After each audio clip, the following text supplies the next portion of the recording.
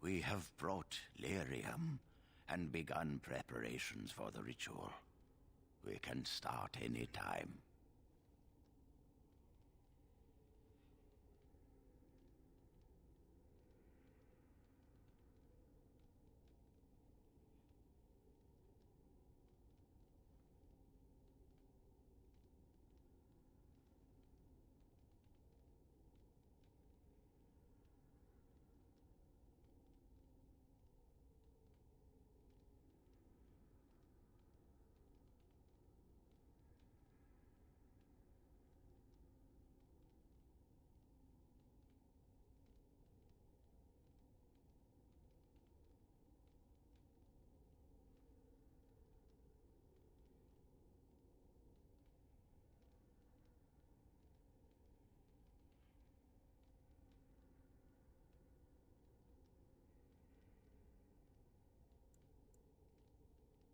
It truly depends on the manner of demon.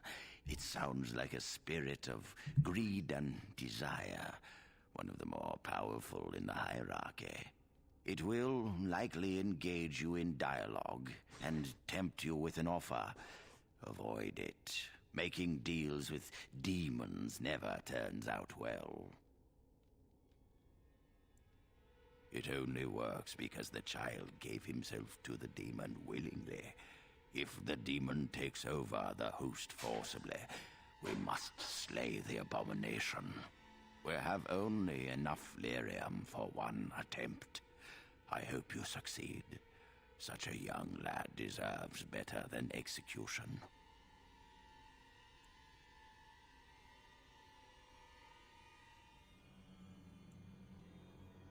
Yes, we haven't sufficient lyrium at present to send more than one mage into the Fade.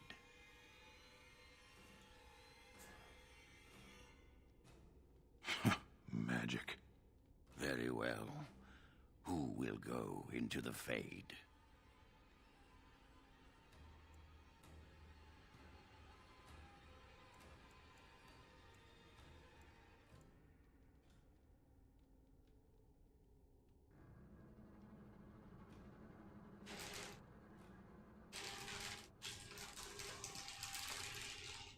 Alright, so I'm actually gonna check real quick if it matters who I send into the Fade.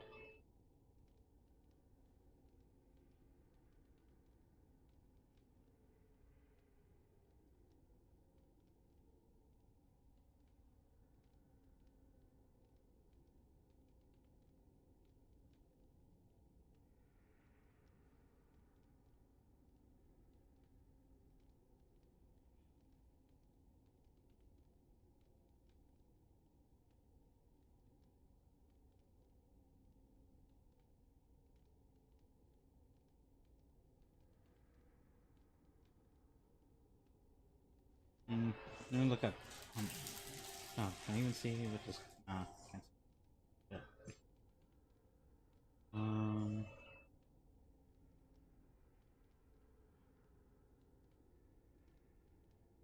Right click.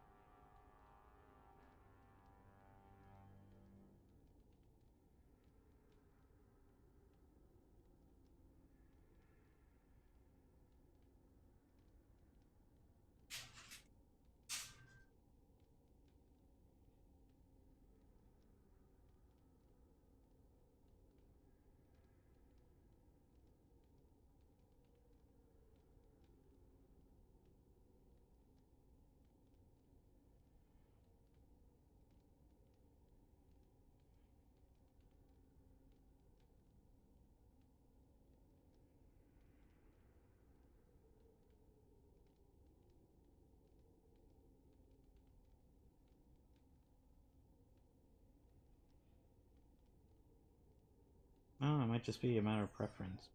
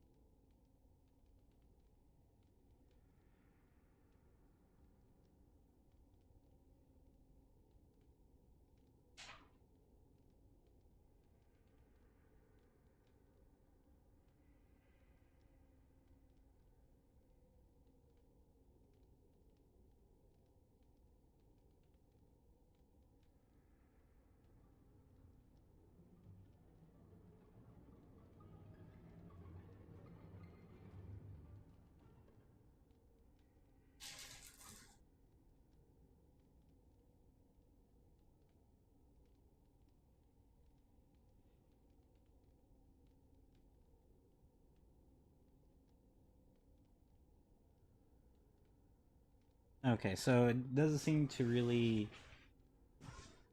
matter too much, just a matter of preference, I guess.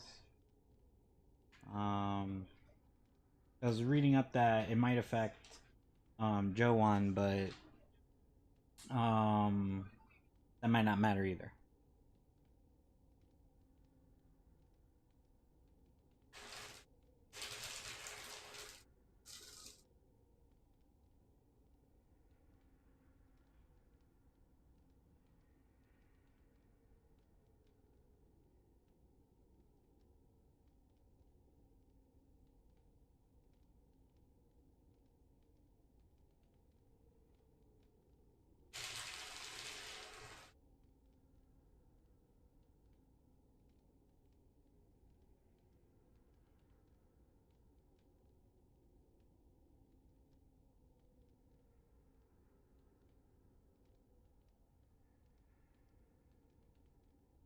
Okay, sorry about that.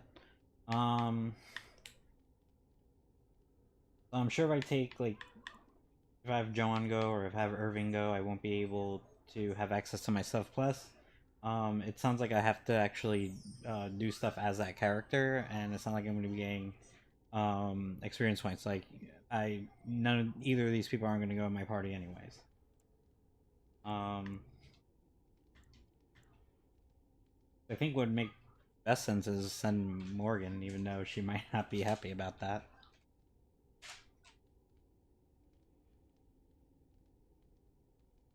Let me see if I say I have to think Return about it. when you are ready, but do not tarry.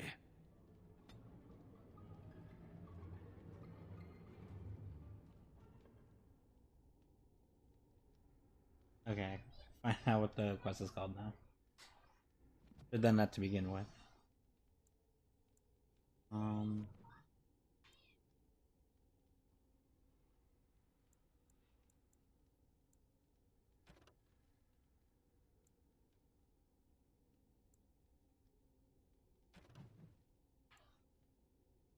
Okay, it's the Earl of Redcliffe.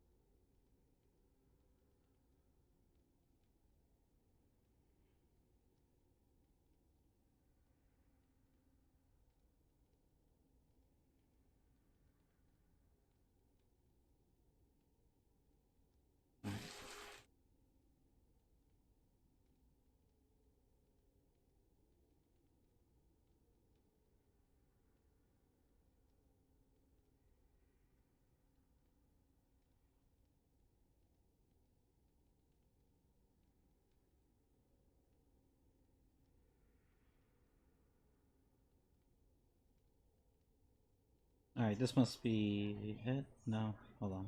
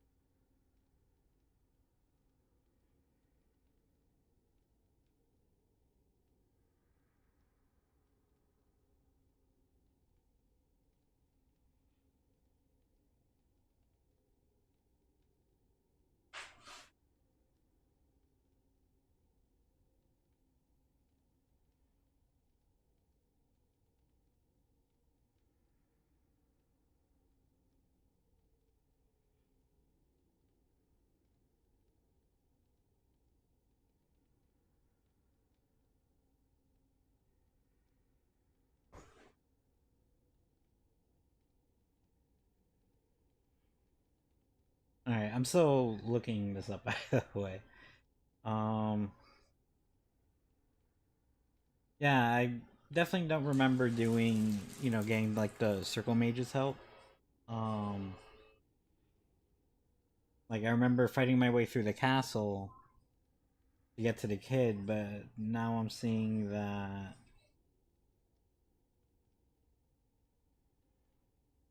Let me see something. But yeah, no, I don't think I did this the first time I played this game. This require many.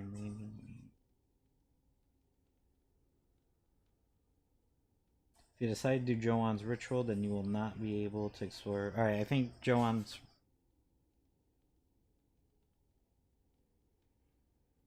Okay. So it seems like if I go into the Fade, I think they do it like right there, and then there's enemies in the castle. So if I go into the Fade and then do it that way, all the enemies will be gone from the castle. So I have to actually go through the castle just before I get to where the kid is, and then go back, then go into the Fade.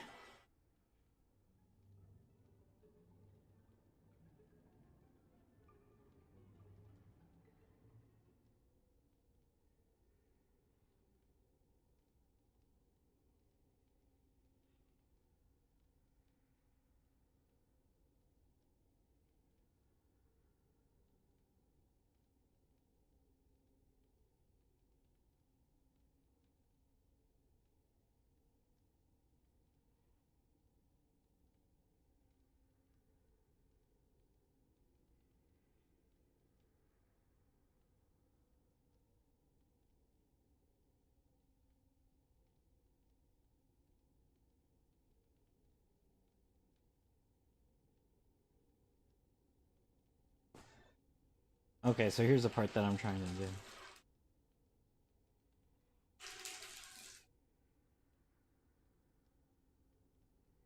When returning with circle support, go to Irving, the main hub, proceed with the ritual, you choose which mage. Irving with high enough persuasion, and John has the first two blood mage spells and only basic gear without any healing and high note spells. This main ritual can begin.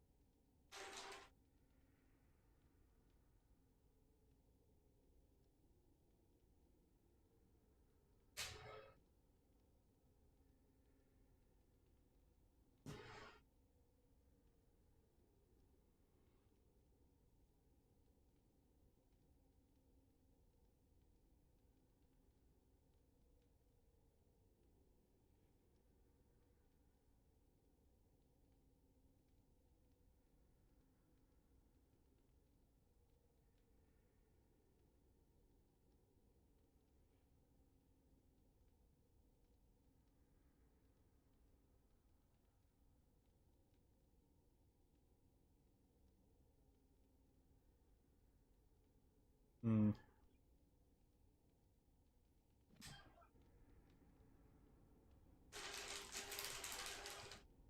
I told you the only thing I can think of that might help. The mages wait to perform the Until you ritual. make a decision, The mages are waiting to start. I can keep an eye on the boy, so to speak.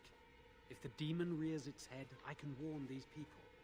Word went out to retrieve I the do not Ar's like men this even more talk of quickly. possessions and spirits This and battle is but one victory. magic. The battle.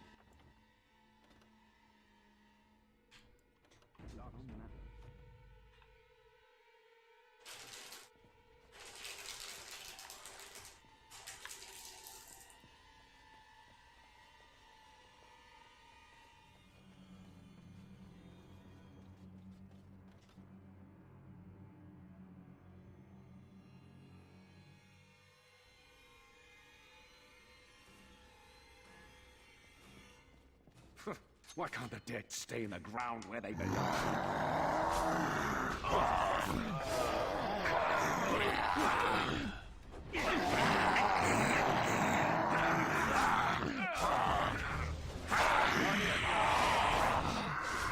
Now it's better than later.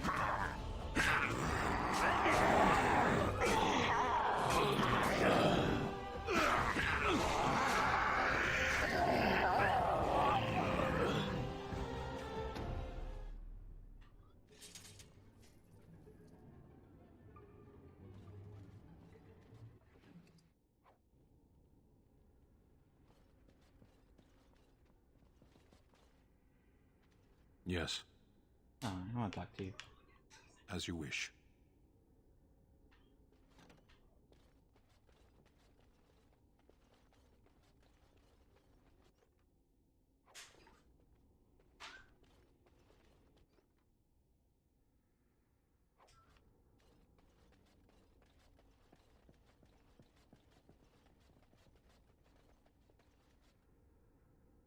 Looks like something wants to die again.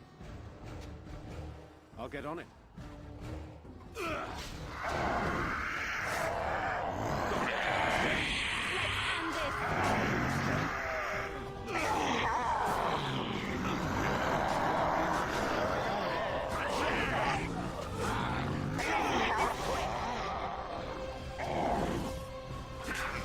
Push them.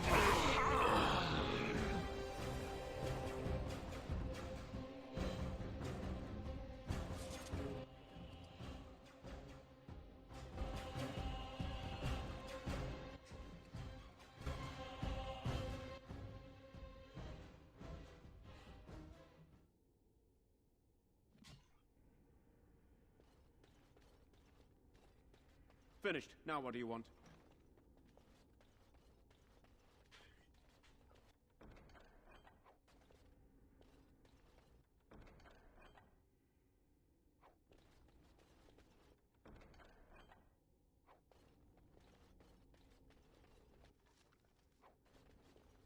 Yes, Stop talking now. as you wish. Doesn't even like you.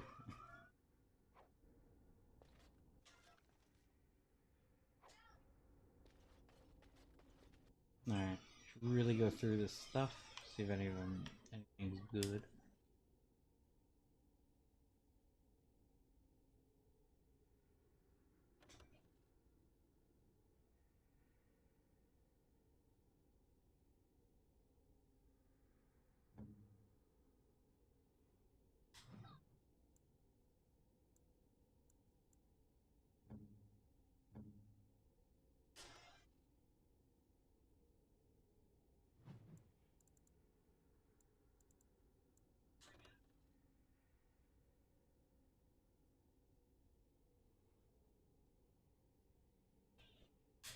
Crossbow's better.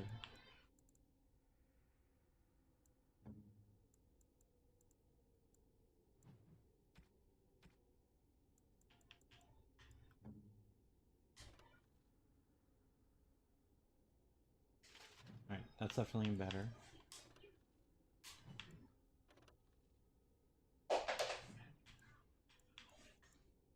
I'll check to see if...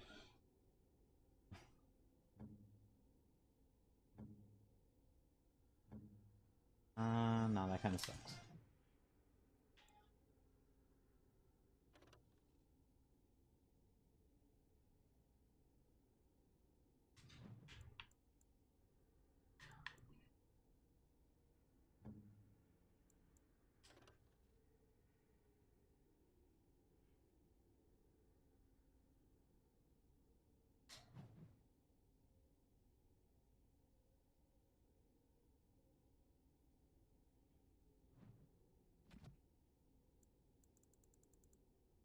And it hit.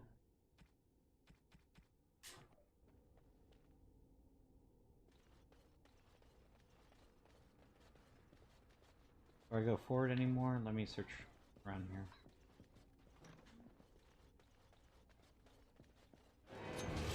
Now's better than later.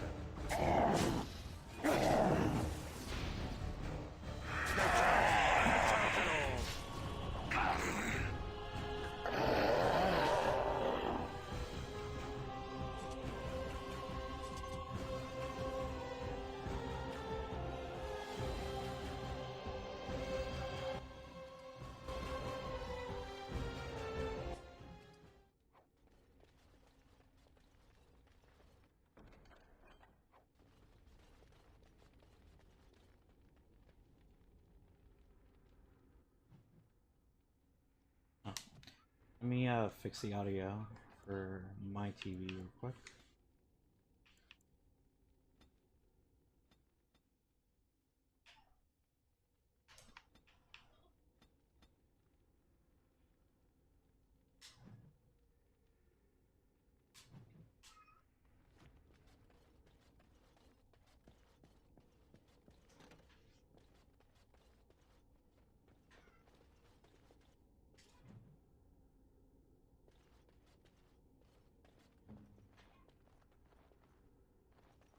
Liliana? Just like you wanted. Oh, that's it.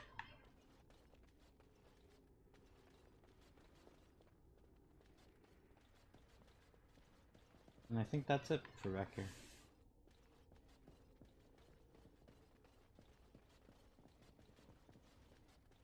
Let me double check this room. I got everything. Wow, look at so fancy. Got their own toilet and their own bedroom.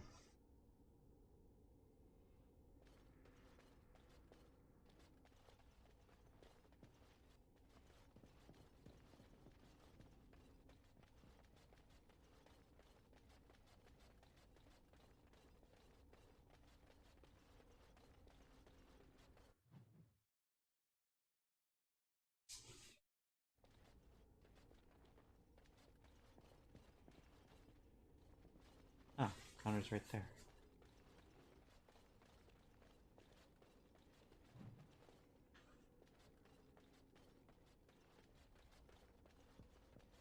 No! Don't go near him! She'll get angry! She'll get...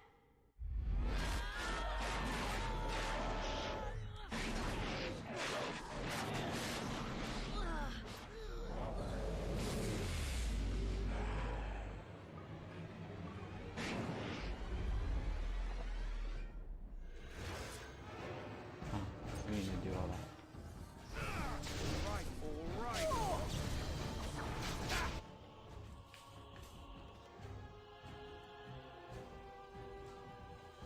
Oh, we're playing so well. Got it. I'll get on it.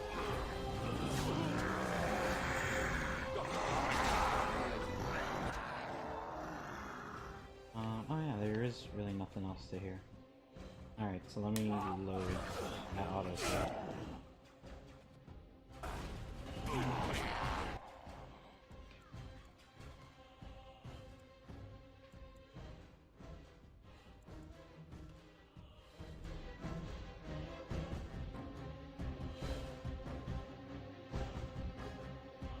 Okay, I thought I would have to go up like more than one floor for this, but just get out of here.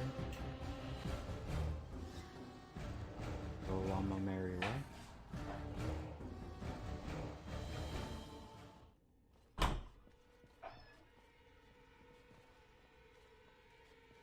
Oh, there. Oh, okay, this got me for what I want to do.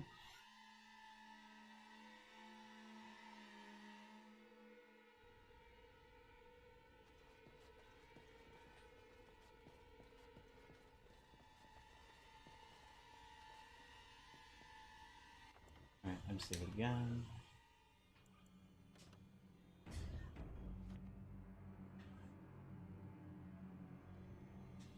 We are ready to proceed when you are.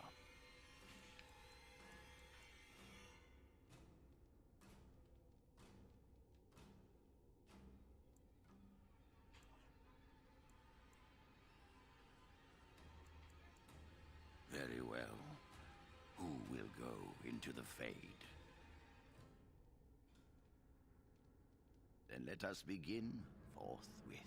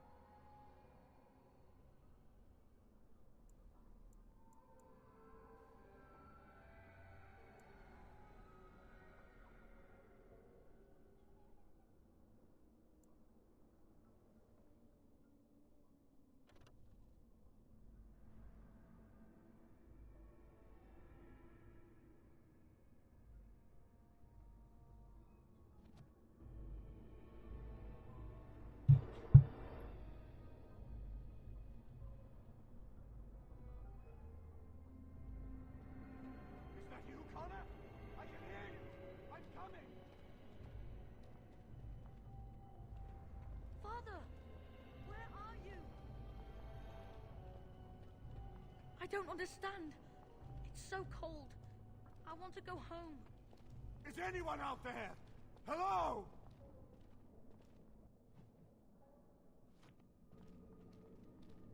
You there?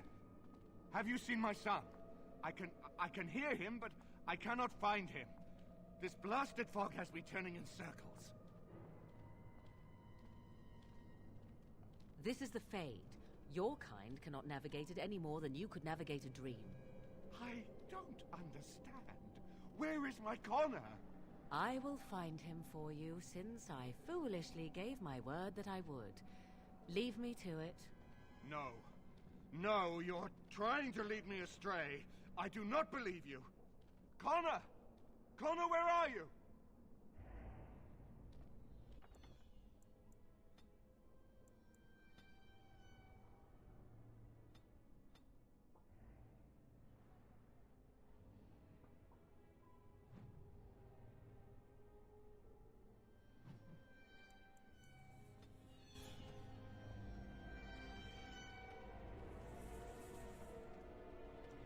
Bless Blessed art thou who exists in the sight of the Maker. Leave me to find my son. Something happened to him. I can feel it. Curse this blasted dark.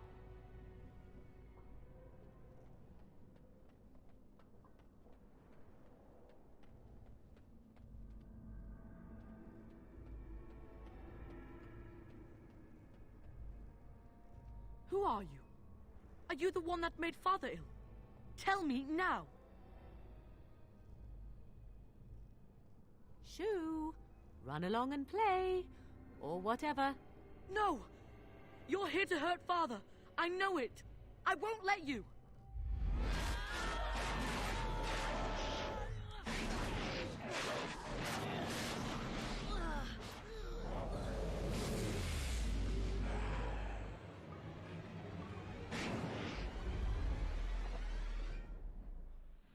Very well. Hopefully you're not fighting as poorly as you smell. Oh, this should be good. I will savor your every curve and dash.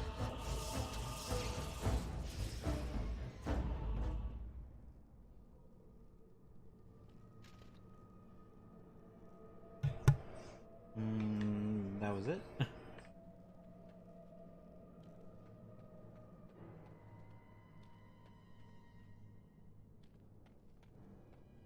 There's none else here.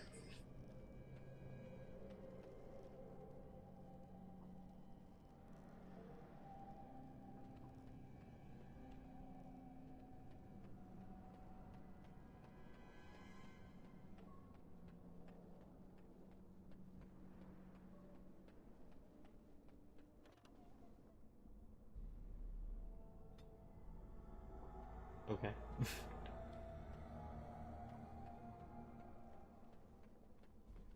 Asked me to gather my party and venture forward. You're the one making Father sick! I'll help him! You can't stop me! Get out of here! You have to get out! Who's yelling at me I'll like stop you! I will!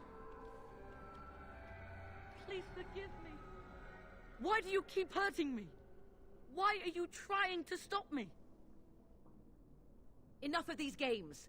Give me what I want. Trespasser! I will drive you out! As you wish. Blast and damnation. I can taste your fear, mortal! So be it. Very well. Another battle, I see.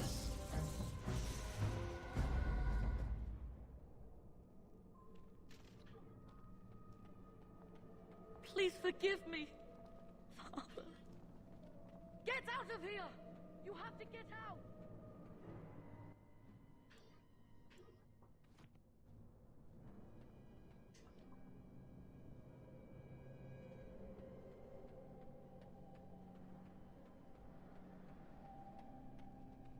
Father wanders, seeking you, trapped within my web. Alright, doesn't really seem All much is in the as way it of should be. exploration here.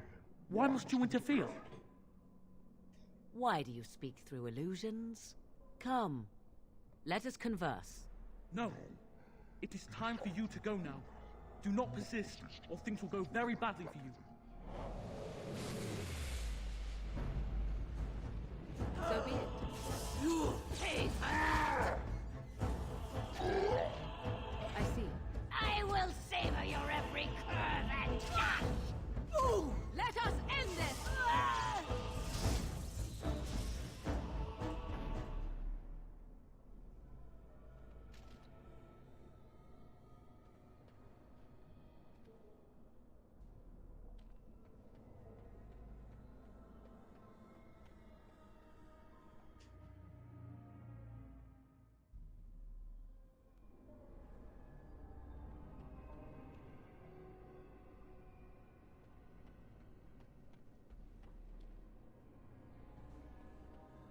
Very well.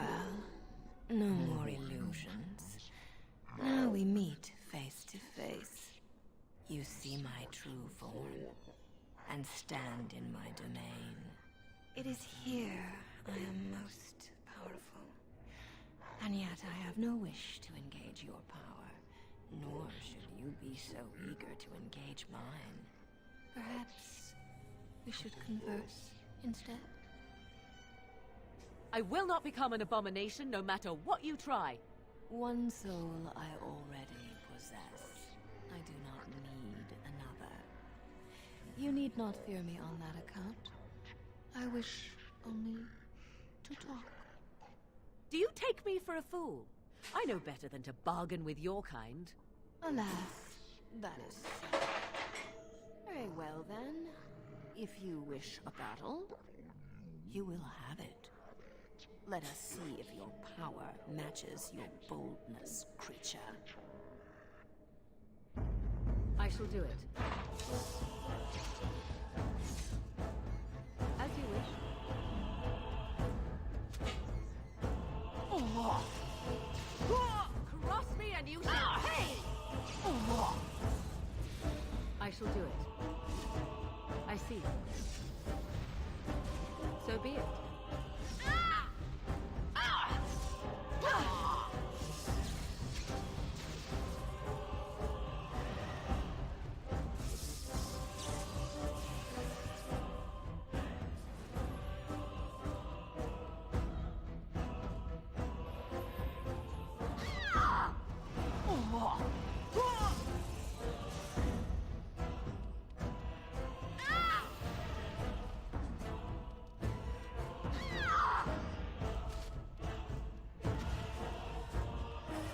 If it is a battle, I can give that.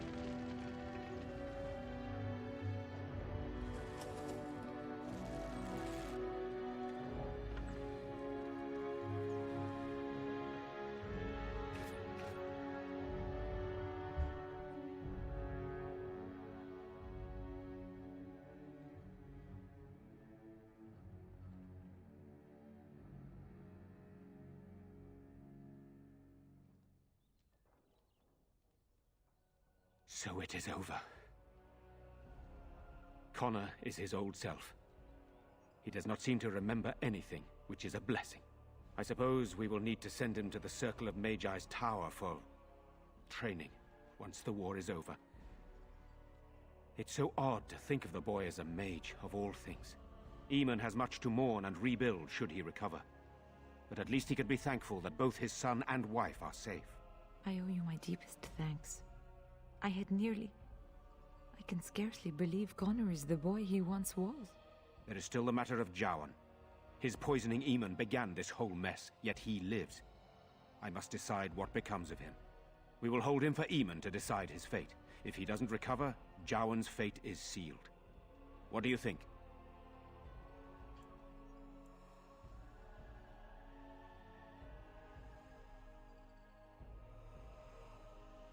Released? Are you mad? Why would you do such a thing? I agree with Isolde. He's a Maleficar. We cannot simply unleash him on the land and ignore his crimes.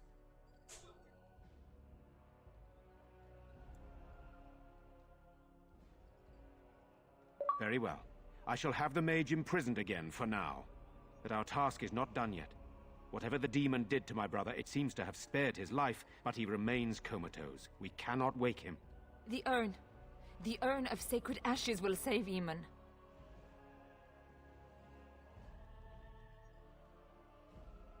Thank you. I am grateful for your eagerness to help restore my husband. Find Brother Genetivi, the scholar, in Denerham. He has been researching the urn's location for several years now. The knights that returned say they were unable to find Genitive. But perhaps the Maker will lead you to him. I must go to the hall and begin rebuilding. I wish you luck, and may the Maker go with you.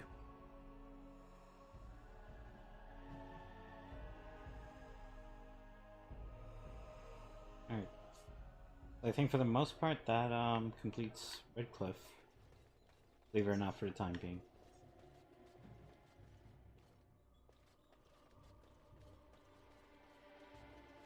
You saved my son's life, as well as my own. I will always be thankful to you for that.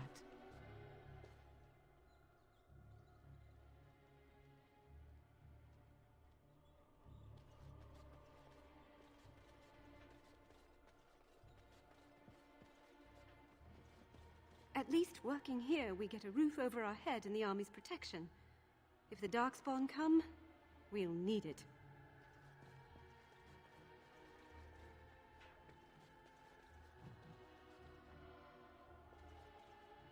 Something I can help with?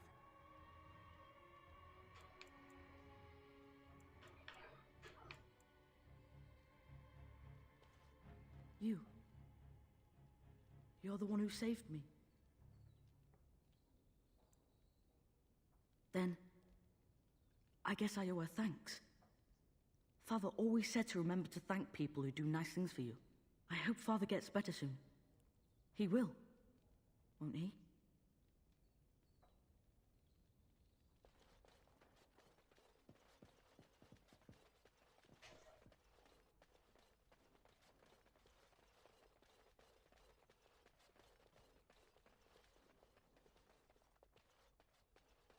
Allow me. I could do that for you. What now?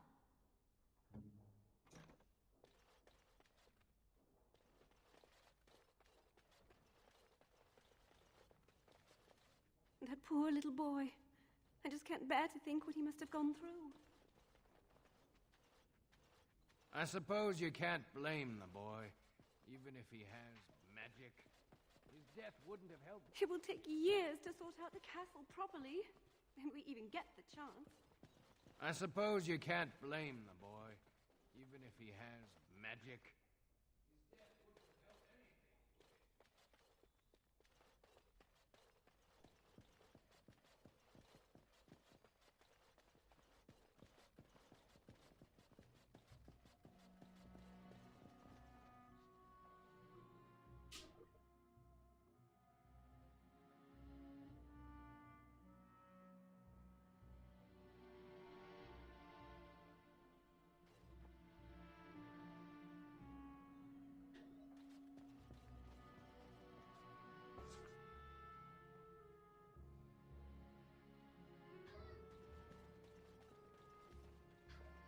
I wonder what happened to all the other castle servants that were here. Do you think they all died? Or did they run away?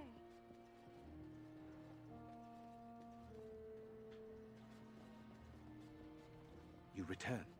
Might you have news?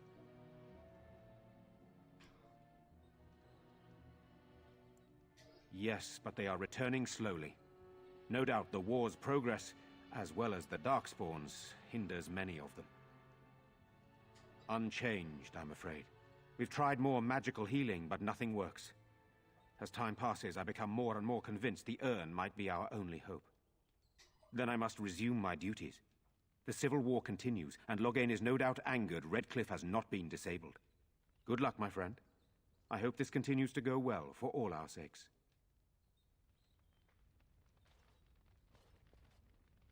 You return. Might you have news? What of him? He awaits my brother's decision on his fate.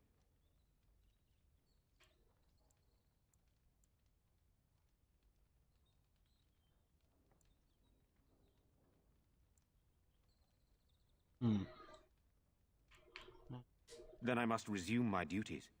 The civil war continues, and Loghain is no doubt angered Redcliffe has not been disabled. Good luck, my friend. I hope this continues to go well for all our sakes.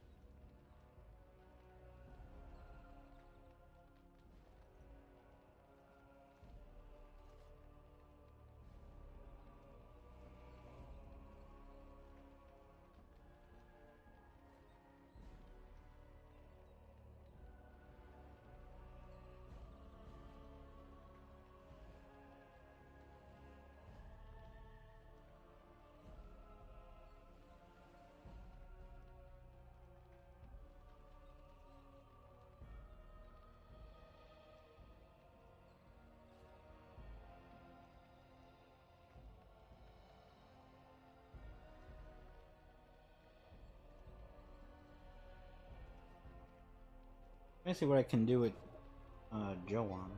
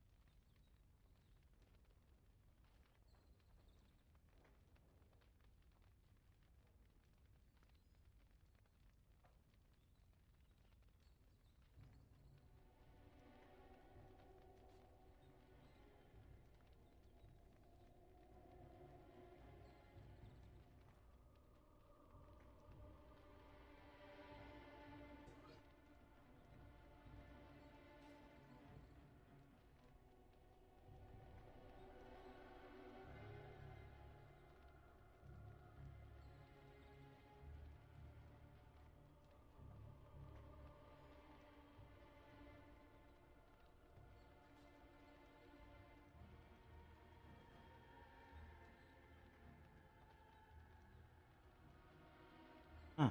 I was looking up Joan. Apparently, you can counter him earlier, or at like another point in the game, but I didn't do that.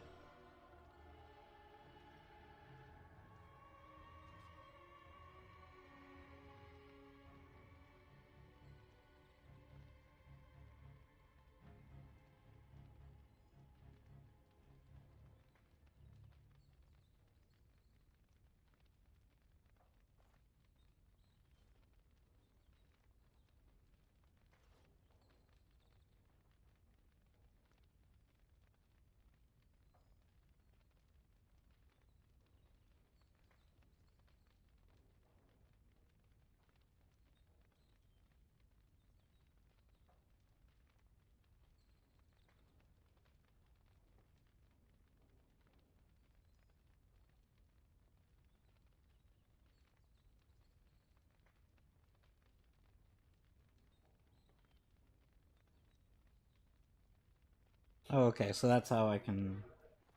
Alright, so I'll get the Urn of Sacred Ashes so I can bring that back, and then it'll give me the option to not just let the dude go, but to send him to the Circle of Magi, or Mages, whatever.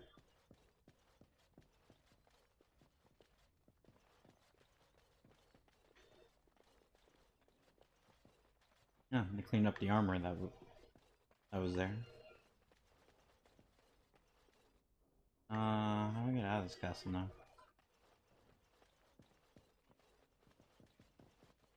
Oh yeah, I think there was another way out. But I think there was something down here. Oh. Basement dungeon, I think, came from there. Basement cellar, courtyard, second floor. Oh yeah, alright. Let me go to second floor. Wait, no, second floor was... I don't need to go there.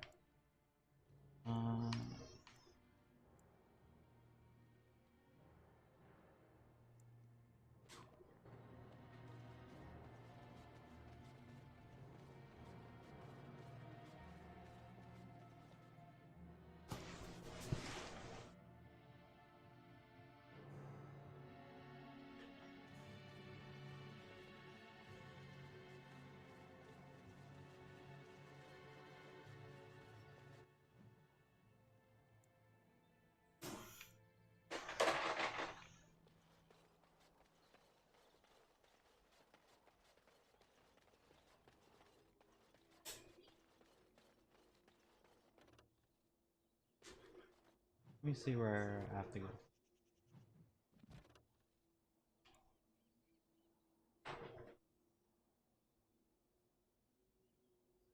Demon has been vanquished and the village safe. However, our human is unconscious. Legend says that Andraste Ashes has powers. Concur. The Redcliffe Knights were on a quest for this Sacred Ashes, and you must finish what they have started. All human must be.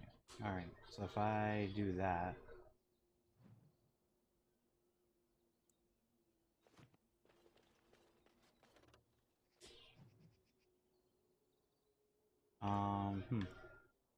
You know, I marked the.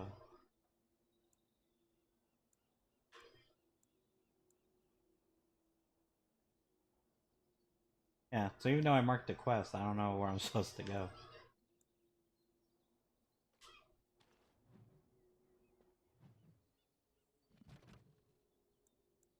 Really not say where to go next?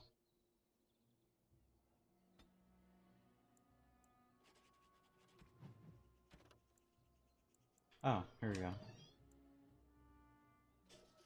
I put that. Medicine's magic failure.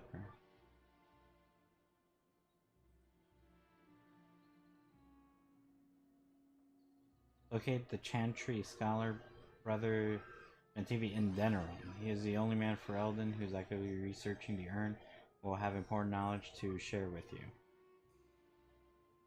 Alright, so I might not be doing that yet.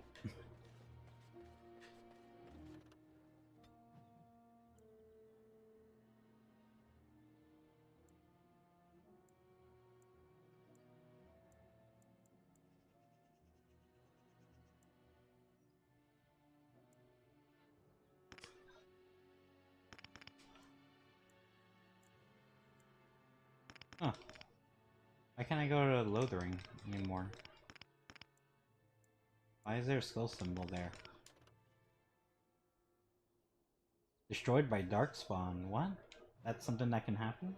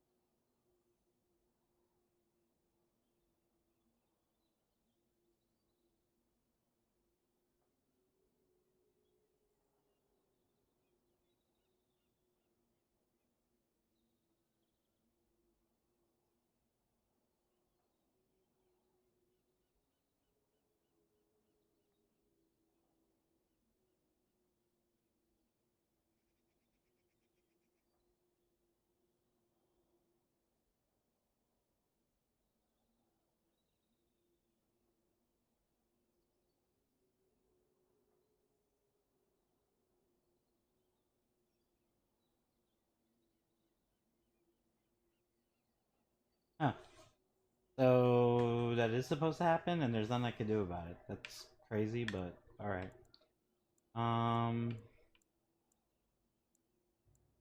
Then what to do from here?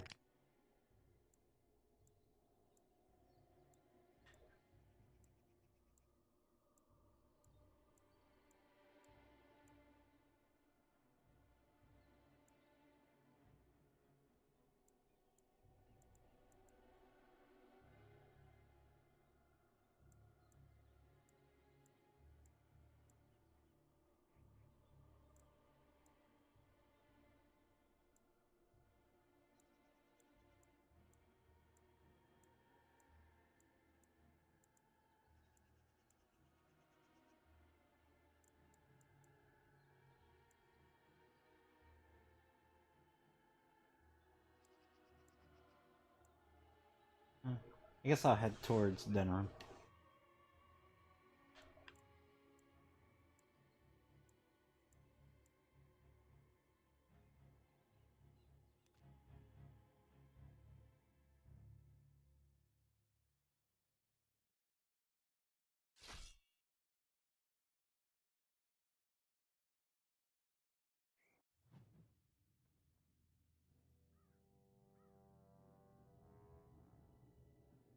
Sire, I have more news.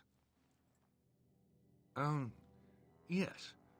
Well, it seems that the fighting has gone Enough. exactly as you... I would like to know what you intend to accomplish, Father. Should we not be fighting the Darkspawn instead of each other? The nobility should be brought into line and then the Darkspawn defeated. This is no true blight, Anora. Only Kaelin's vanity demanded it be so. Beg pardon, sire.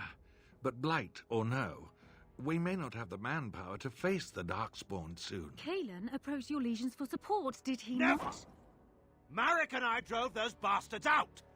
We'll not roll out the welcome for them now. We need help, Father. We cannot deal with this crisis alone. Ferelden will stand on its own. I will lead it through this, Anora. You must have faith in me. Did you kill Kaelin? Kaelin's death was his own doing.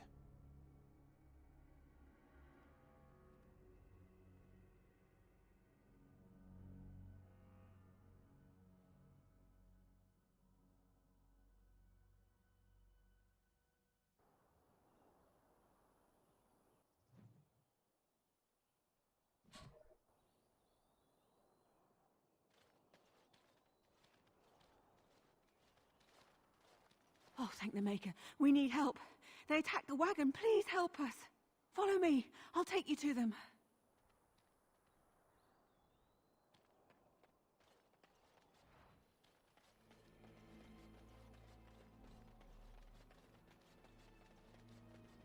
Trap right ahead.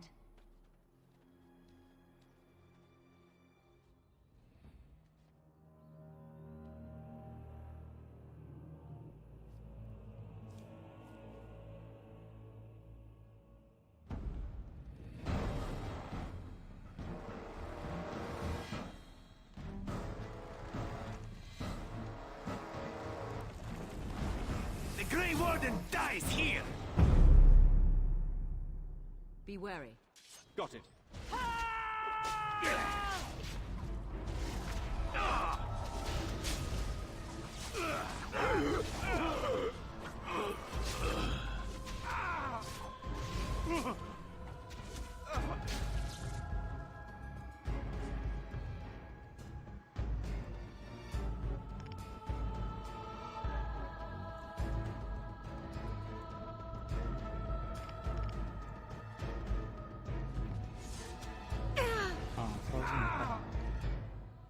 Right, now can I... All right. I got it! Can I get you a ladder so you can get off my back? Yeah. Poor bastard! Got it. Now's better than later. I'll get on it. Strike at me if you dare! Can I get you a ladder so you can get off my back? Now's better than later.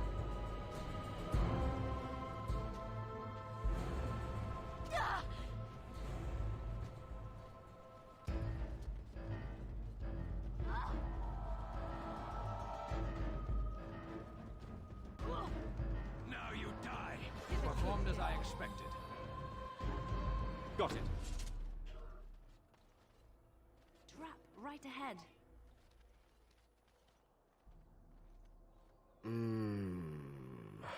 Oh, what? I rather thought I would wake up dead, or not wake up at all, as the case may be. But I see you haven't killed me yet.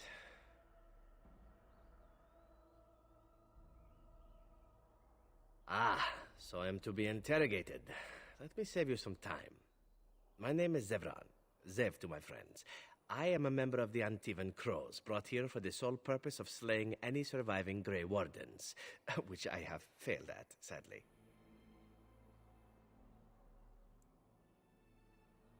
I can tell you that. They are an order of assassins out of Antiva, very powerful and renowned for always getting the job done, so to speak. Someone went to great expense to hire this man. Quite right. I'm surprised you haven't heard much of the Crows out here. Back where I come from, we're rather infamous. Not precisely. I was in the neighborhood when the offer came. The Crows get around, you see.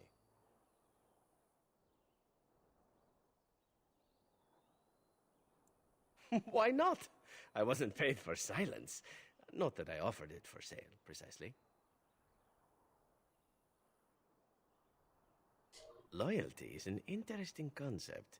If you wish, and you're done interrogating me, we can discuss it further. Very well. Ask, and thou shalt receive. A rather taciturn fellow in the capital. Loghain, I think his name was. Yes, that's it.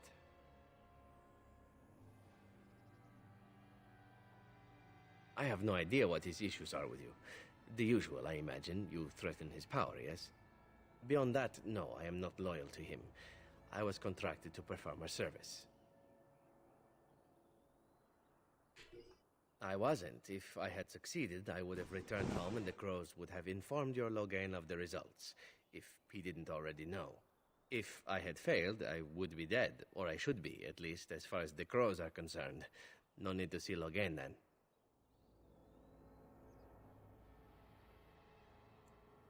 I wasn't paid anything. The crows, however, were paid quite handsomely, or so I understand. Which does make me about as poor as a chantry mouse, come to think of it.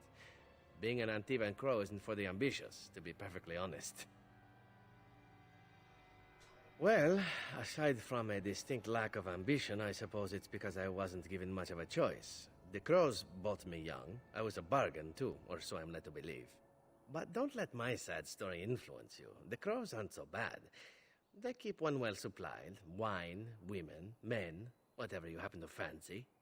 Though the whole severance package is garbage, let me tell you. If you're considering joining, I'd really think twice about it. You seem like a bright lad. I'm sure you've other options.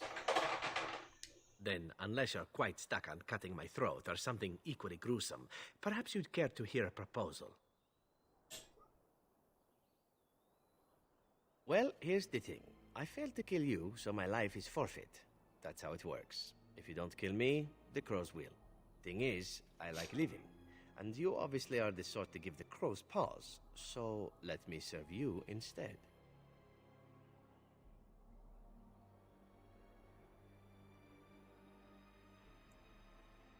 To be completely honest, I was never given much of a choice regarding joining the crows. They bought me on the slave market when I was a child.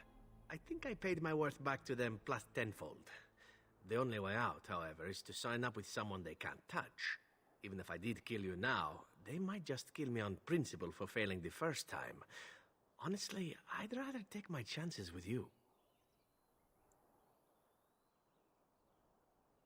Possibly. I happen to know their wily ways, however. I can protect myself as well as you. Not that you seem to need much help. And if not, well, it's not as if I had many alternatives to start with, is it? I happen to be a very loyal person. Up until the point where someone expects me to die for failing. That's not a fault, really, is it? I mean, unless you're the sort who would do the same thing. In which case, I don't come very well recommended, I suppose.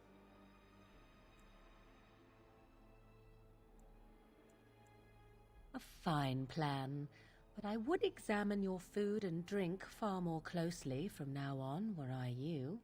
That's excellent advice for anyone. Welcome, Zevran. Having an Antivan crow join us sounds like a fine plan. Oh, you're another companion to be, then? I wasn't aware such loveliness existed amongst adventurers, surely. Or maybe not. I hereby pledge my oath of loyalty to you until such a time as you choose to release me from it. I am your man, without reservation. This I swear.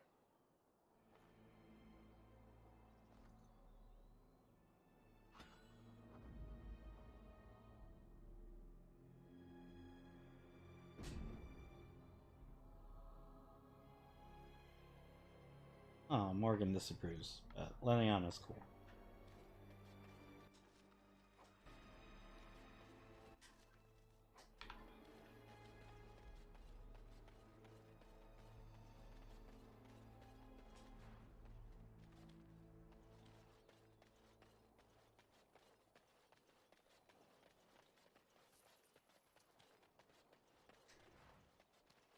Can I jump down from here?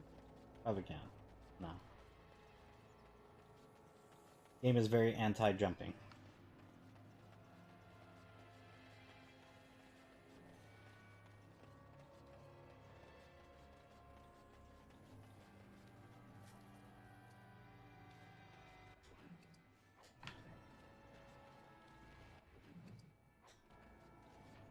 Oh, got a quest.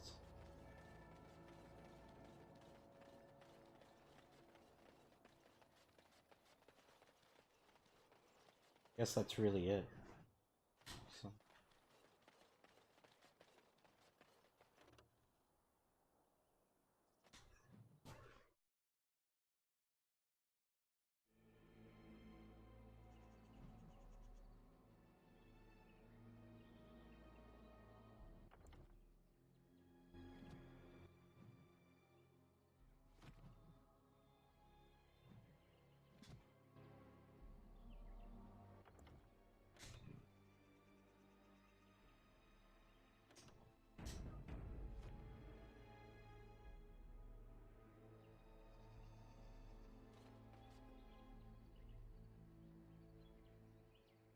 Look at this here.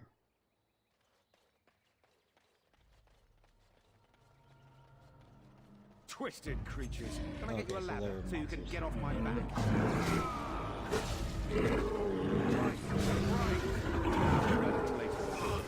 Show them no mercy! Atosh Kunari! Let's see some blood!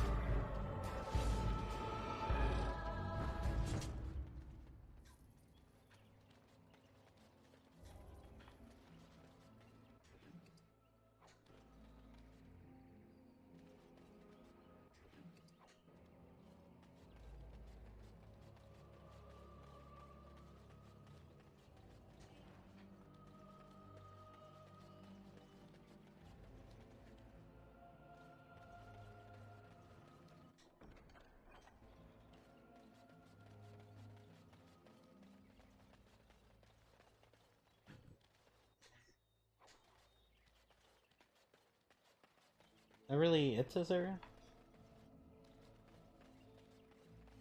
Or there would have been at least something worth picking up.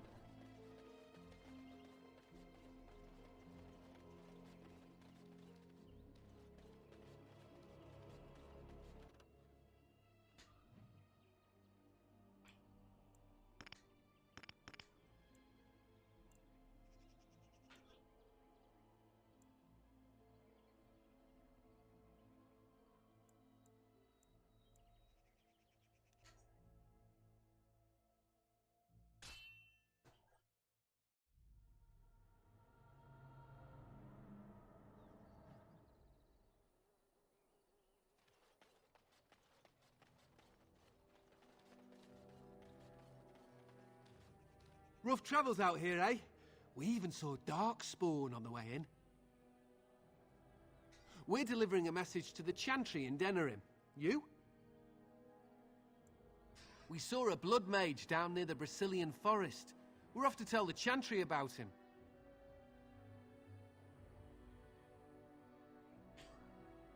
I do not know the context of this. I don't know if there's like, is this something I should be stopping or what?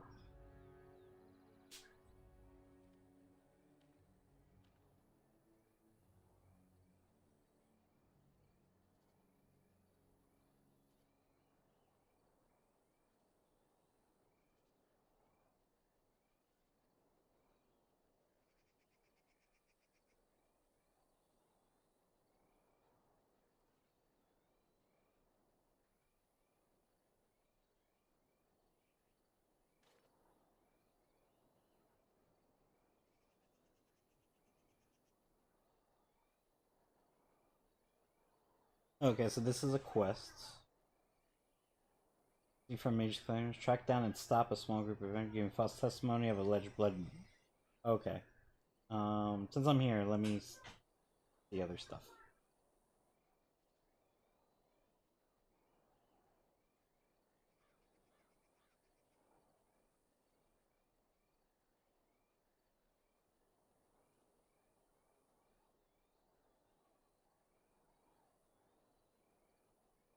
Not really much to it. But I'm supposed to be stopping him from doing that.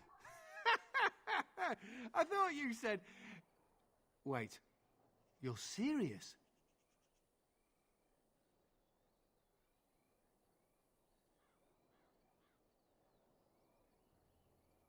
Hey, no need to get pushy. We were just in it for the experience.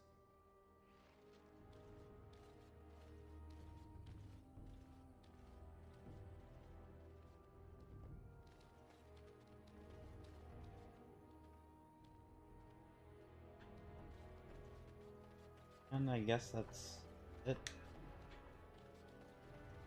Look for some elf fruit.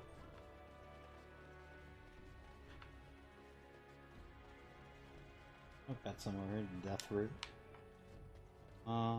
Looks like that's just about it.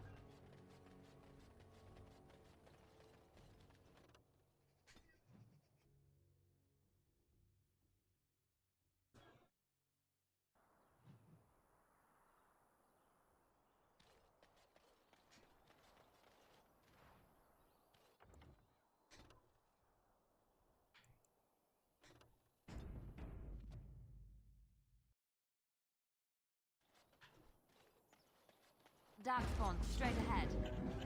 Oh, what the hell? Can I get you a ladder so you can get off my back? Now, better than later.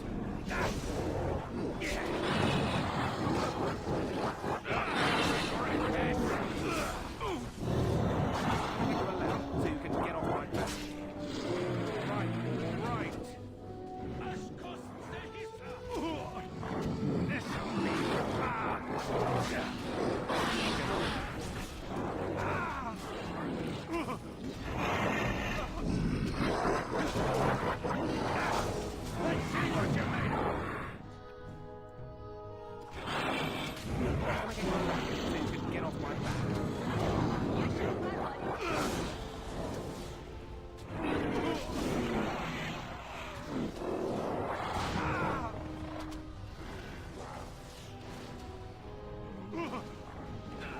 All right. Now, better than later. Got it. Now it's better than later. Can I get you a ladder so you can get off my back? Ah, shit.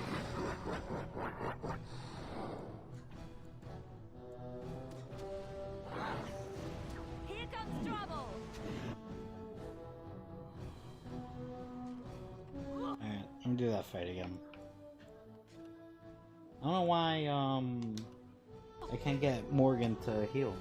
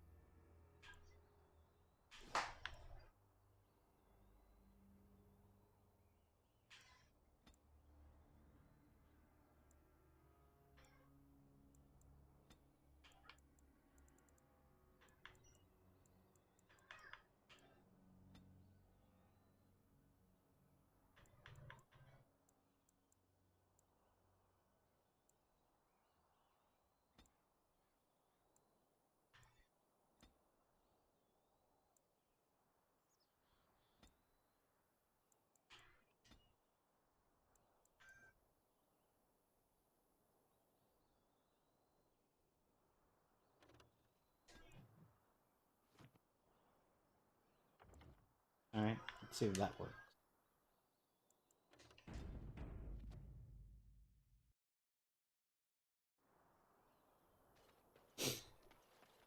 Slay these monsters.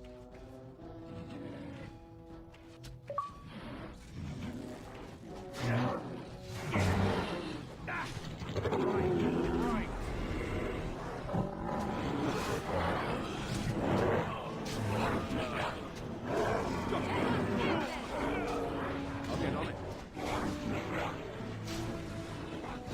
Push them back.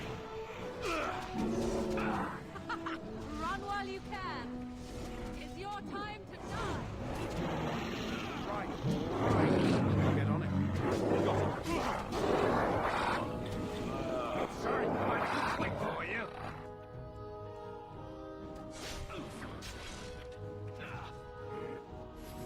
All right. I'll get on it.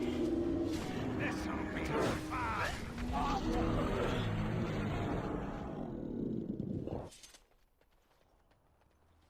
Yeah, I don't get it. I can't get Morgan to heal.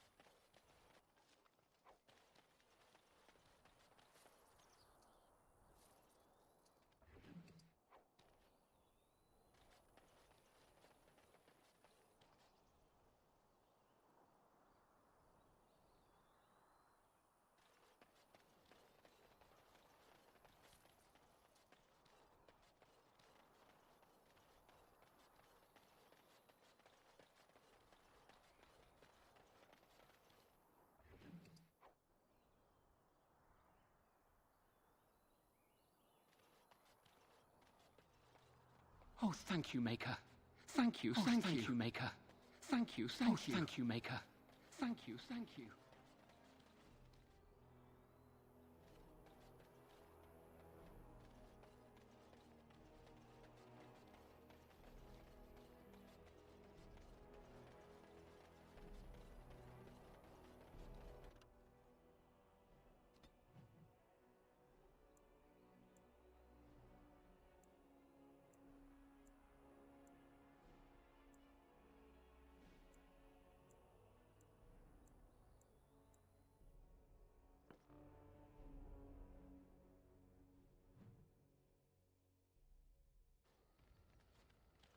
I heard about what happened at Redcliffe. I want to talk to you about it.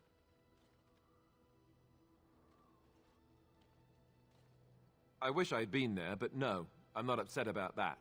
I just wanted to thank you. You went out of your way to save the Arl's family, and you did it. Even though it would have been easier not to. There's been so much death and destruction. It makes me feel good that at least we were able to save something. No matter how small. I owed the Arl that much.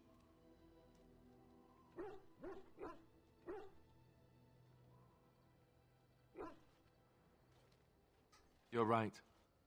Hopefully, by that time, there's still enough of Ferelden left to save. Good. Now that the warm, fuzzy part of the day is over with, we can get back to the ritual dismemberments. Oh, wait, it's not Tuesday, is it?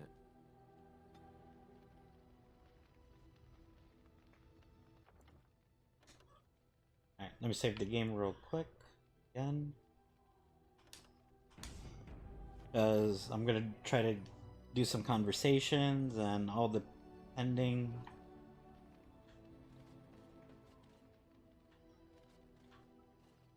Talk to these guys. Let me first. I don't think I have any. Okay, I have some stuff here.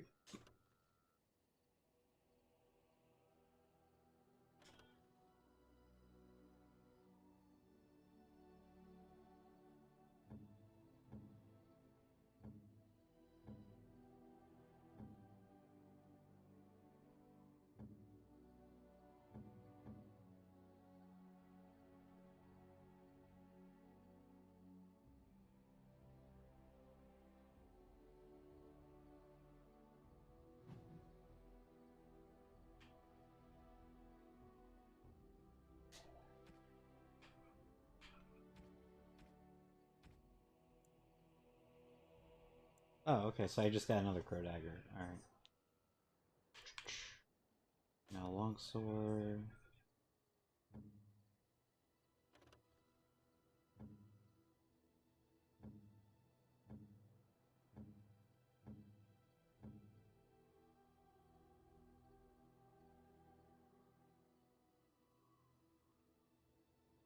I'd rather leave that one with Alistair.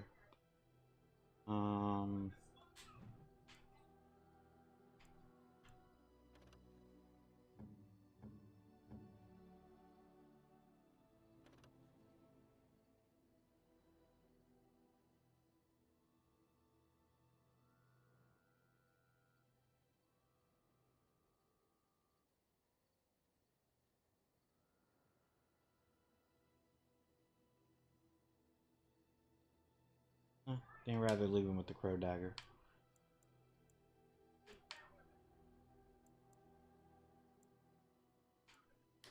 Oh, he could actually use the bow, but no, I'm not gonna do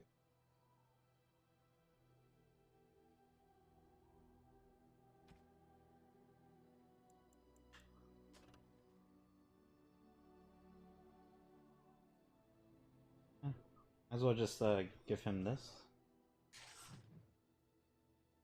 Cool.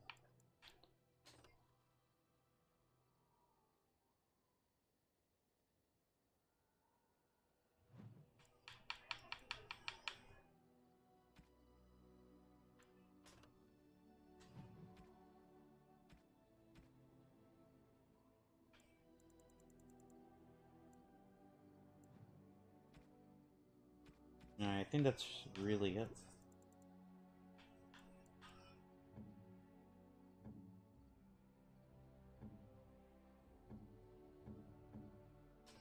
He has that already. Yeah, he already has that. If you give one to Alistair? Oh, nah, he's not strong enough to have that.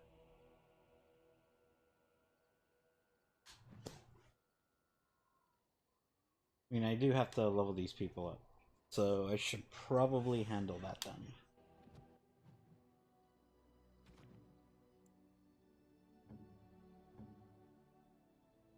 Oh, Morgan needs a level up. Didn't realize that. What do I need to incur?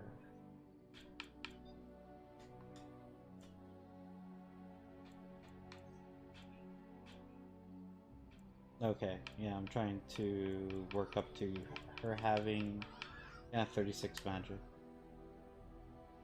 So by next level up, I should be good.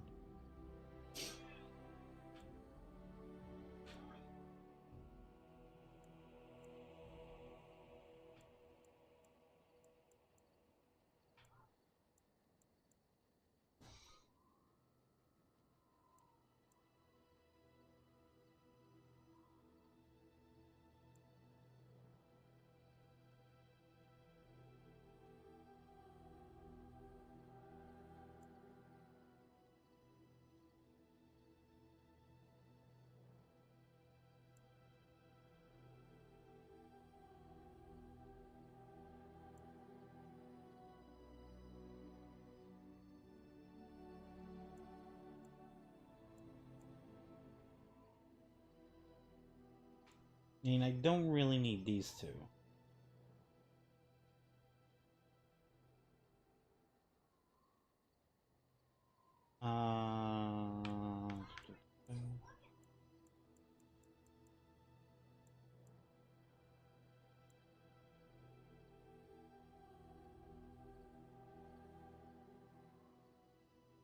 It's like I could get whatever spells, but she couldn't use it.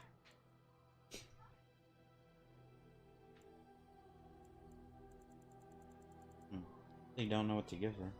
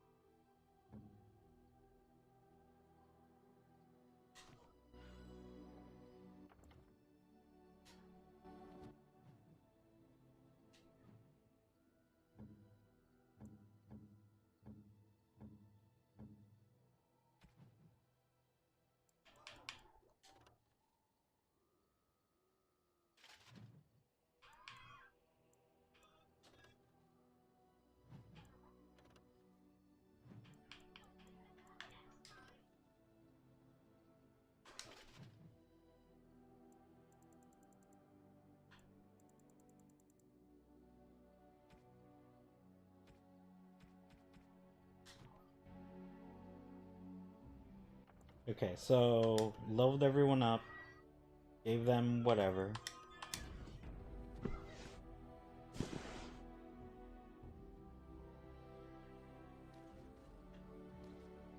The only thing that sucks with these type of games is all that management you have to do between inventory and leveling up your characters.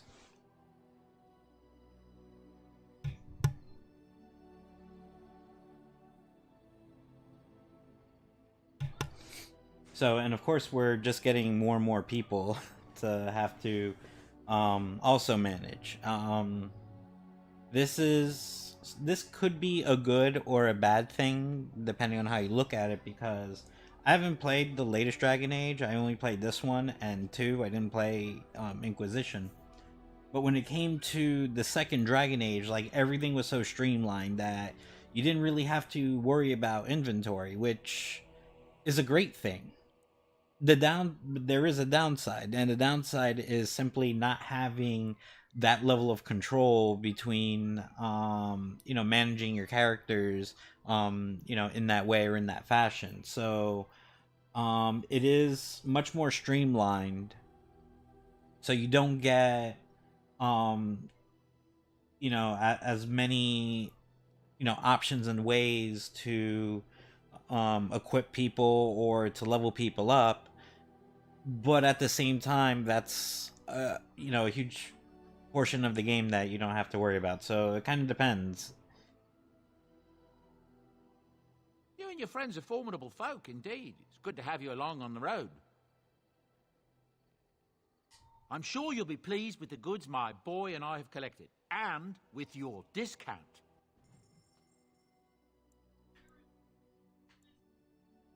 Alright, I don't think I need this. I'll sell it. I don't think I need this for anybody.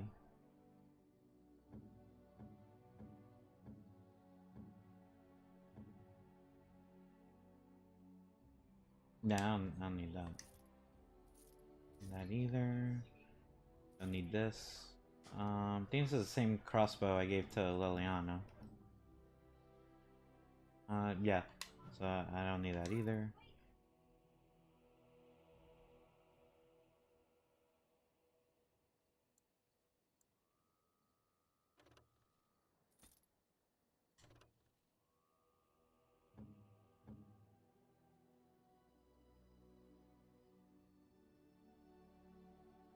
Oh, okay. Let me give this to Alistair. But other than that, that's there.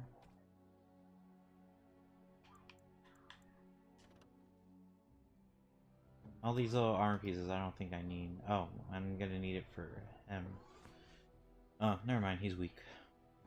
So I'm probably just gonna get rid of that. But everyone else should be alright. Yeah, Liliana's not strong enough either. So yeah, guess I'll get rid of this.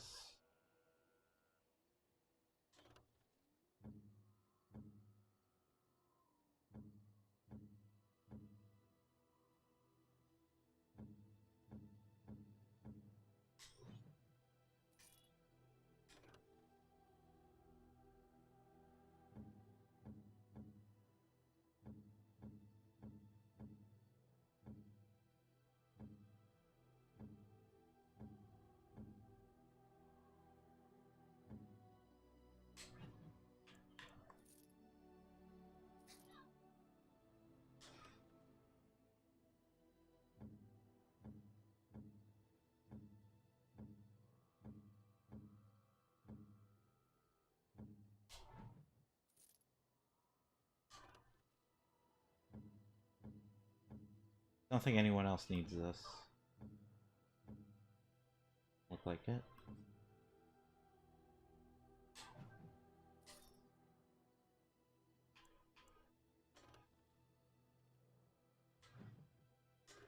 I might just get rid of this.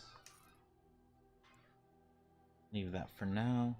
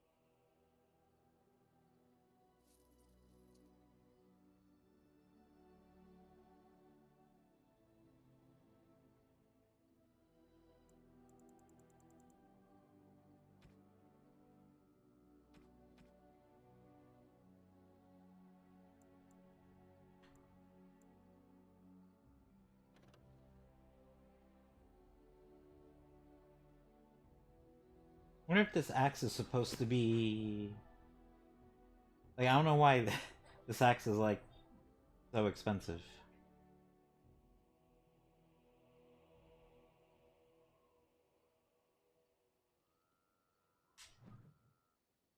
Alright, so that's all I could really do there.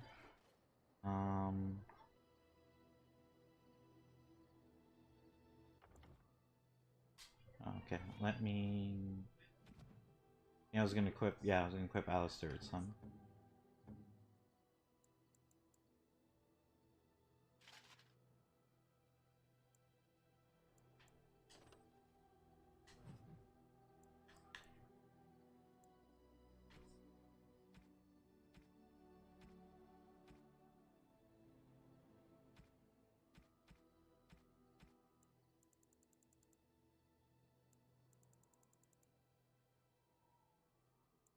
Should really consider just selling this stuff because I'm not really gonna use it.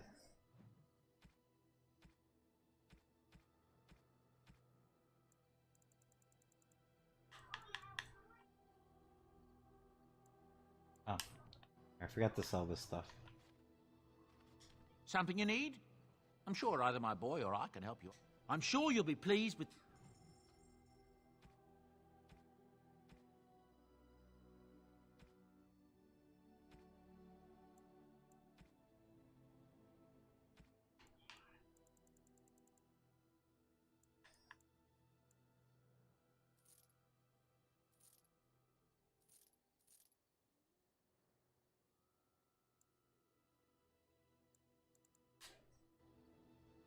Yeah, let me start handing out gifts. For me to do that, I gotta figure out who is good for what.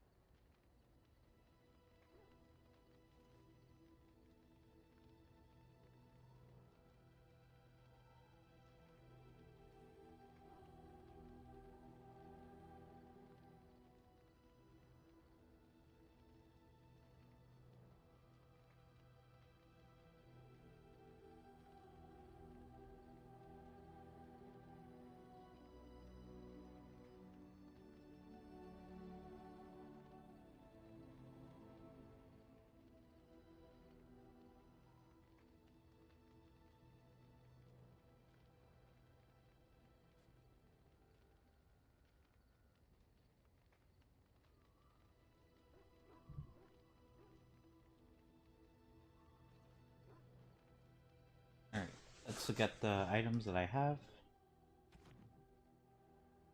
Alright, small gold bar. Who is... Zevran. So I go to Zevran. I shall treasure it. Thank you. And then Remarkable Malachite. Oh, that's supposed to be for Shale whenever I get him. This is supposed to be for the dwarf dude. Garen's. Alright, that goes to Win. A generous gift. Thank you ever so much. Sun Blondvin. I think that's also for the for Ogren. Whenever I get him. Golden rope necklace. I bet you that's gonna be for Morgan, but let's check to make sure. Yep.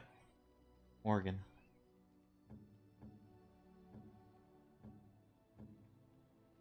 A fine gift. You have my thanks. Makes up for whatever disapproval she just had. And then we got Silver Frame Still Life. Oh, that's for Sten. Figured, you know, that'd be for like Liliana or something.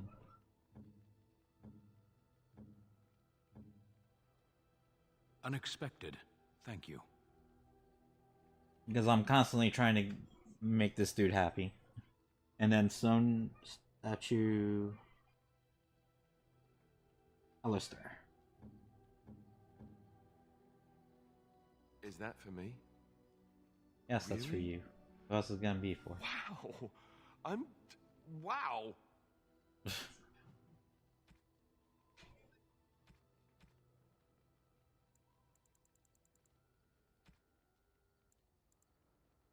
Oh yeah, I should probably also sell this stuff because I'm really...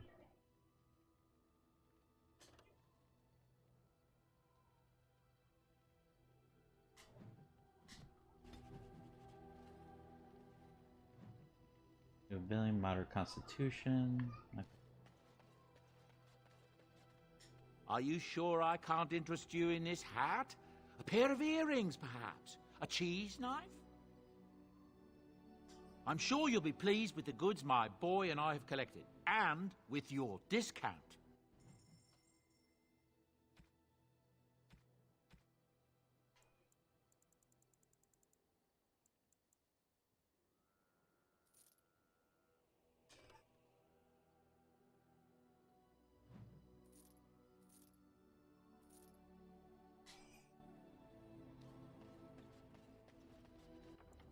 Save again.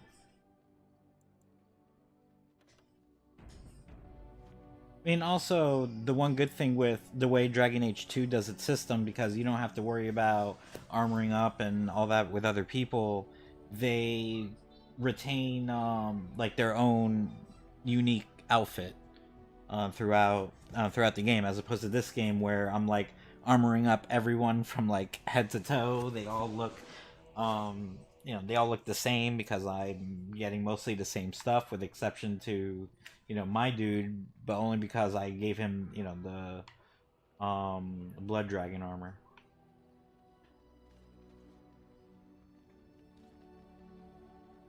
Yes. I am hardly surprised. Very well. Speak, then. We have no mages such as you do. We have beasts in the shape of men who perform tricks. True. I suppose it is also horror and perversion.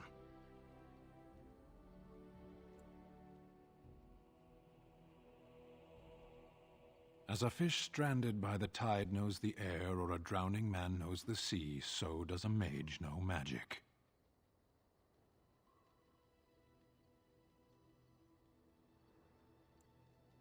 Can you have just a little drowning? Some things come only in excess. Arshera, are we going to fight the Darkspawn, or chatter until they grow bored and leave? Very well. I misspoke. They are not beasts. Beasts learn eventually.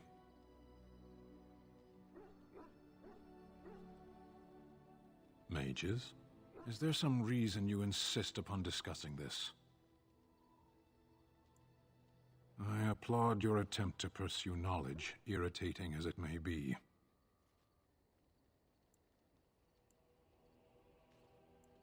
Can we move on? Very well. Then I suggest we move on. I am hardly surprised. The Kyun, the path to wisdom.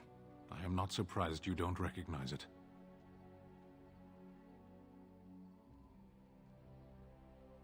Ask a Tamasran. They know how to explain things to children. It is not for me to teach the Kyun. Speak, then. Clearly your chantry agrees. My people have a tale. An Ashkari walked among the fields once, observing the laborers at work. Flax bloomed all around him, the color of still water. The air rippled like a curtain. As he stopped to examine a blossom, a bee stung him on the hand. The Ashkari turned to a laborer for aid and noticed for the first time the heavy gloves and coat she wore. As she tended to him, the Ashkari asked them why she was dressed so in such stifling heat. To avoid your fate, she replied. But there are many thousands of bees here, the Ashkari said to her, and only one stung me. Surely your caution is unwarranted. The The stinger is always a surprise, agreed the laborer. But so is the bee that simply passes one by.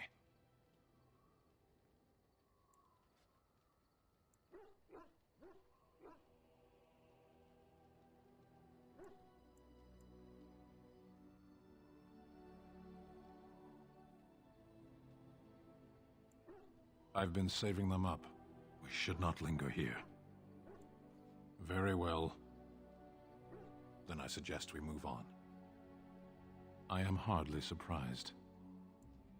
To put it lightly, no one has a place here.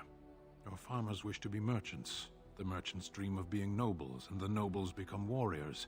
No one is content to be who they are.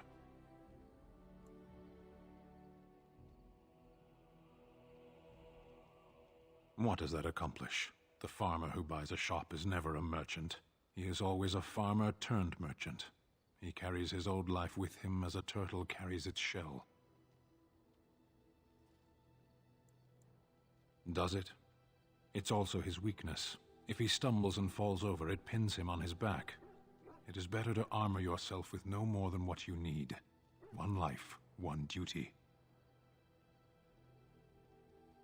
You can learn to find it in doing your duty, in serving your people. There is no need to search for it. Shall we move on? There is interesting food here. You have a thing. It doesn't have a word in the Qunari tongue. Little baked things like bread, but sweet and crumbly. Yes. We have no such things in our lands. This should be remedied. Shall we move on? Perhaps. It's strange to be in a crowd and hear a language that is not your own, to see faces that are and aren't like yours. I miss the smells of Saharon, tea and incense and the sea. Ferelden smells of wet dogs.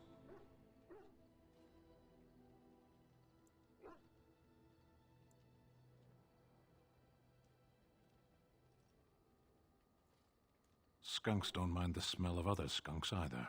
Shall we move on? Speak, then. Then I suggest we move on. I am hardly surprised. Very well. As you wish. Oh, right. It proves plus 30. Nice. Nice.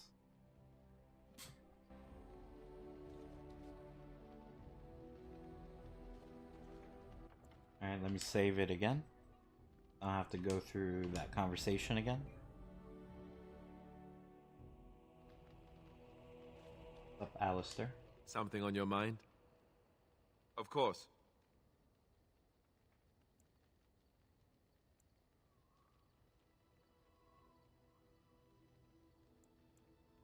Sure, I could. I could even teach you, I suppose. Anyone who's been trained as a warrior. I guess if I'm going to give up Chantry secrets, I may as well go all the way. Send whoever you want trained to me in camp, and I'll see what I can do. Something on your mind? Of course.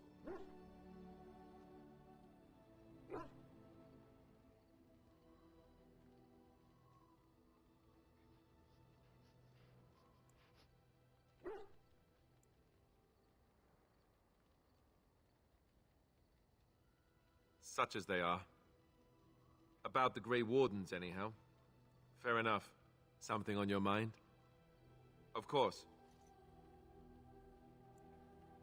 Never what? Had a good pair of shoes? I'm not sure I do.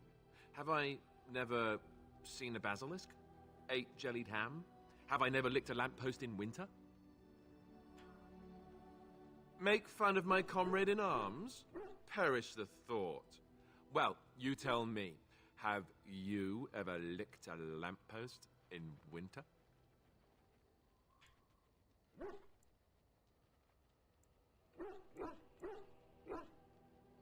Good. I hear it's quite painful. I remember one of the younger initiates did it on a dare once, and there was pointing and laughing. Oh, the humanity. I myself have also never done it. That. Not that I haven't thought about it, of course, but, you know.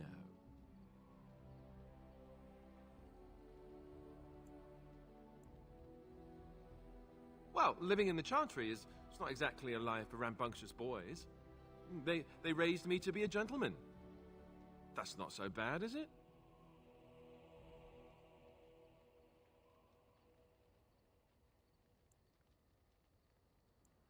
I've no urge to rush into anything. We may not even survive what is to come, after all. Enough.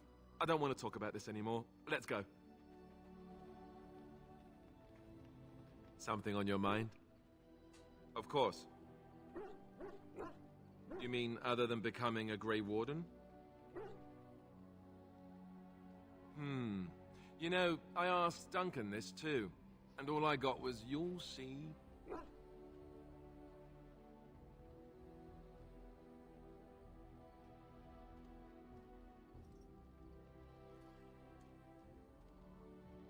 Oh, it's not that Duncan wants to keep it a secret. It's just that the Grey Wardens don't discuss it much. I gather it's not a pleasant topic. The first change I noticed was an increase in appetite. I used to get up in the middle of the night and raid the castle larder. I thought I was starving. I'd slurp down every dinner like it was my last. My face all covered in gravy. When I'd look up, the other Grey Wardens would stare, then laugh themselves to tears.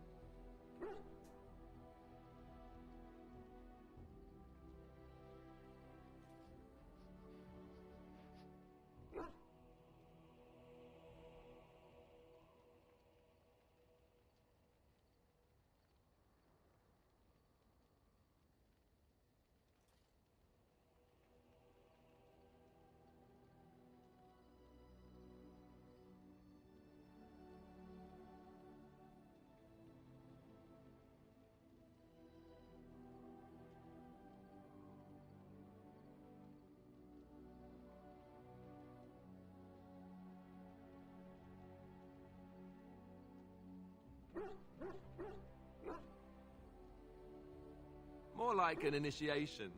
They all went through it too. Oh, and then there were the nightmares. Duncan said it was part of how we sense the Darkspawn.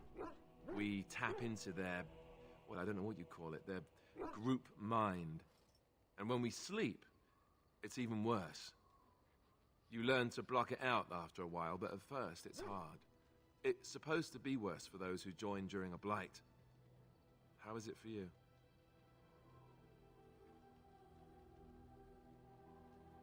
Some people never have much trouble, but that's rare. Others have trouble sleeping their entire life. They're just more sensitive, I suppose. Everyone ends up the same, though. Once you reach a certain age, the real nightmares come. That's how a Grey Warden knows his time has come.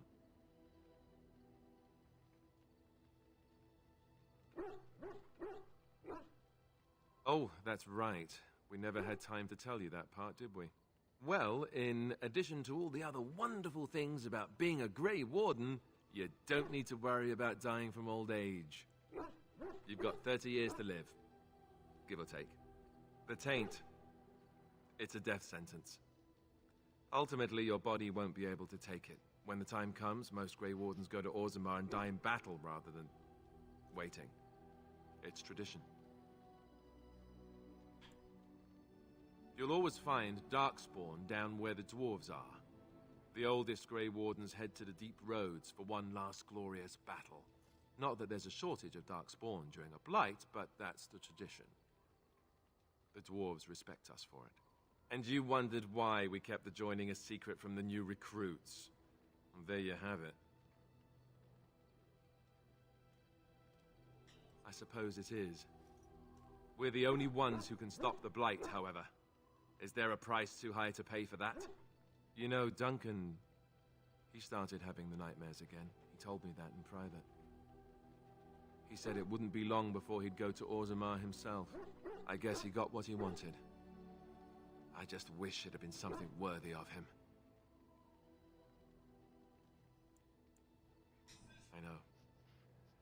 Ending the Blight should make this all worthwhile, right? Something on your mind? Of course. I didn't know them for very long, but I guess it was longer than you. You never met them all, did you? They were quite a group. Actually, they felt like an extended family since we were all cut off from our former lives. We also laughed more than you'd think. There was this one time... Well, you probably don't want to hear stories about men you didn't know. There was one Grey Warden who came all the way from the Anderfells. What was his name? Gregor... He was a burly man with the biggest, fuzziest beard you've ever seen. And the man could drink. He drank all the time, but he never got drunk. Finally, we all made a pool to see just how many pints it would take to put him under the table. Sometimes, we were kin of a sort. All of us had gone through the joining, so we knew... Well, anyhow, it doesn't have to be deadly serious all the time. Anyhow, we never did find out. He said he'd drink a pint for every half pint that the rest of us drank. He was still going by the time the rest of us were passed out. I'm told that Duncan walked in later on and saw us all passed out from one end of the hall to the other, and Gregor still drinking. Duncan laughed until he nearly... Until...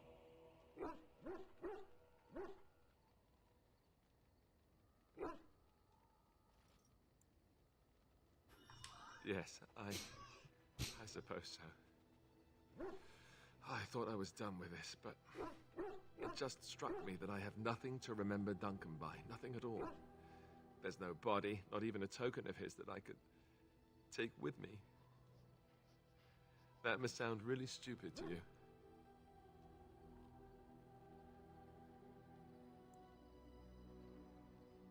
I just would have liked something of his to take with me, that's all. Well, there's no use in moaning about it, is there? He's gone. Let's just go. I'm wondering something. I'd like to know your thoughts about some of our traveling companions. Do you mind if I ask? Zevran, the elf. You can't trust him, can you? Do you believe his so-called vow?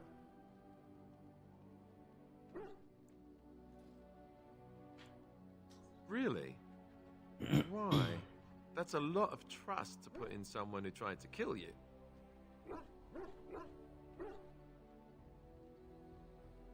That's very trusting of you. I guess you must have your reasons. What about Sten? The way he looks at me with those eyes. Creepy. And he's so quiet for someone so big.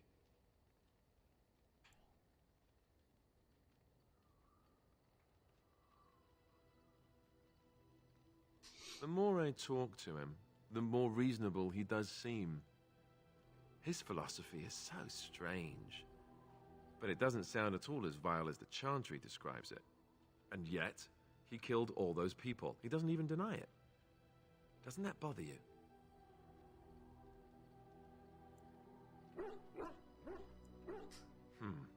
I'm not so sure that his regret means the same as it would for us. The Qunari sense of honor is a bit hard to grasp. For me, anyway. What about Liliana? Is she crazy? Or do you really believe in her vision?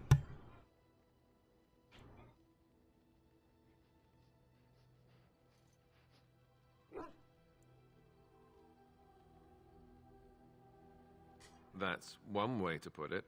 I don't know what to make of her. If you look at her when she doesn't see you, she just looks so sad. I almost feel guilty taking her away from her life.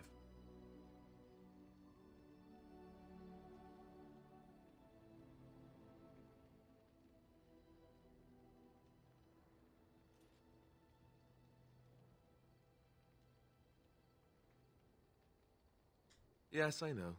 Still, I feel badly for her. Morrigan. Do you trust her? Think about it. Maybe Flemeth sent her with us for some other reason than she said.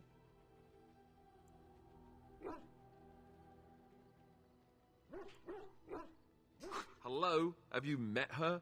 I think she'd need a reason not to betray us.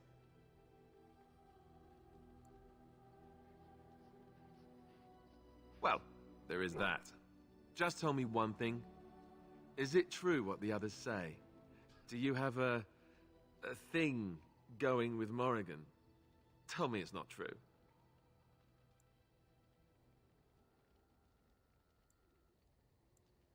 Great. So they were right. Well, it's your funeral. Enough. I think my curiosity is sated. Let's get back to it, shall we?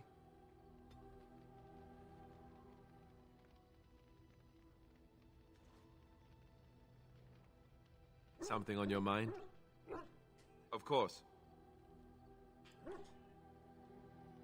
Alright, that looks like it.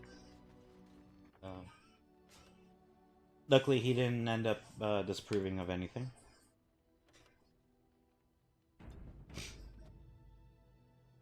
Still sitting here, watching the Pokemon marathon on Twitch. Up to the 5th season. There's like 20 seasons, so this is gonna go, I believe, into the new year. I'm talking to my dog. Ugh, look at what your fool dog placed in my pack. A putrid, half-eaten hare is not something a woman wants to find in her unmentionables.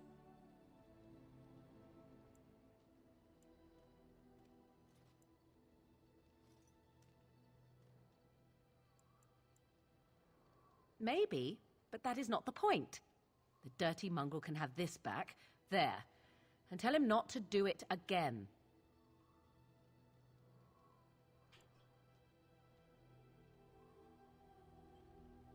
I don't want it, you worthless fur bag.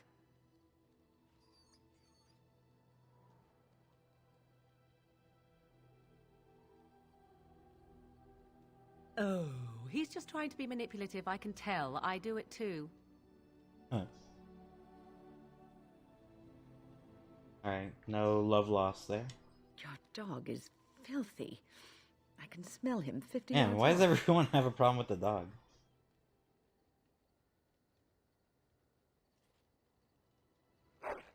That may be so, but all the same, I would like your permission to bathe him.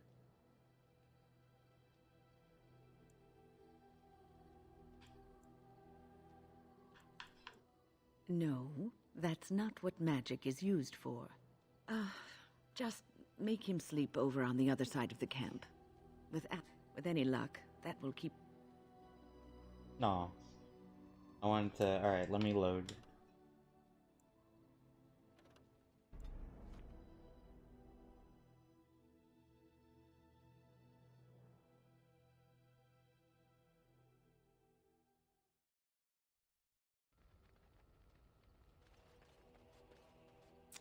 Look.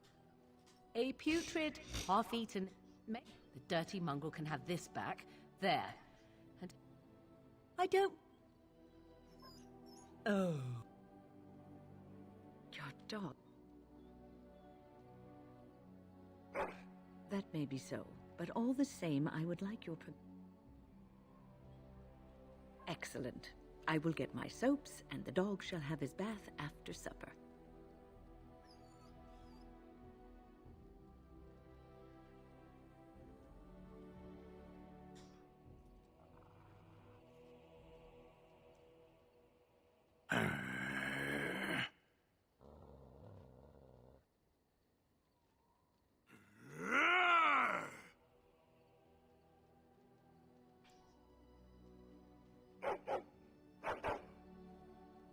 You are a true warrior and worthy of respect.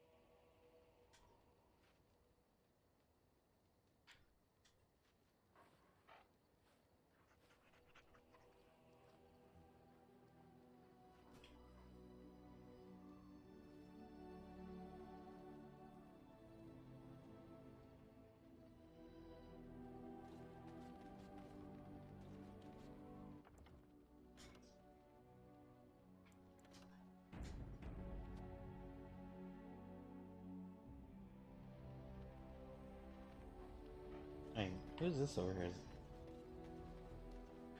Emissary Ether? What the fuck you doing here?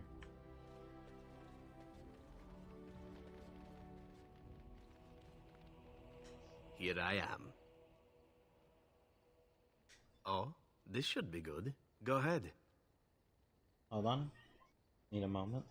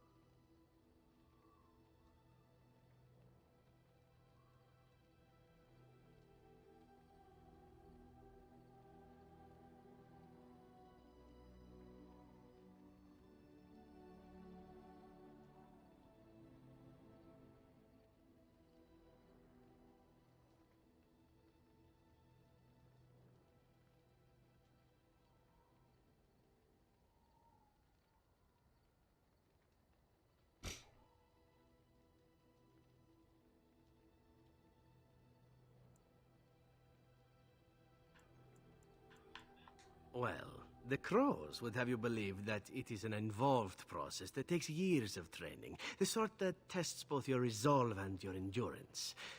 Survive that process and maybe, just maybe, you're good enough to start being considered one of them.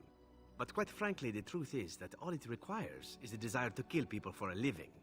It's surprising how well one can do in such a field.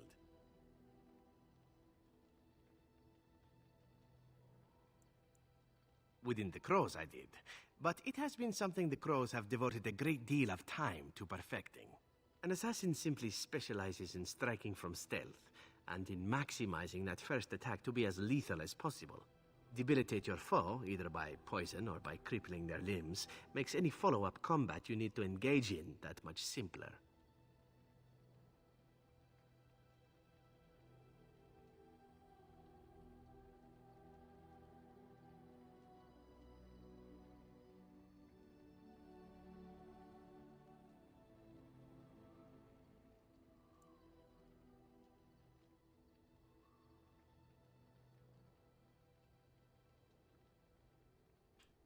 I do. It is not something inherent in an assassin's skills, however, merely something complementary.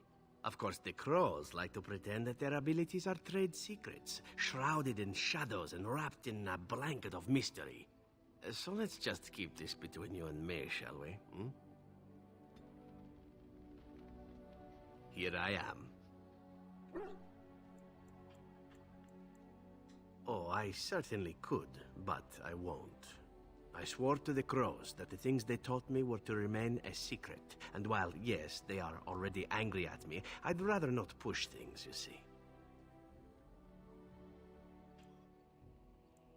If you are truly insistent, well, let me think about it.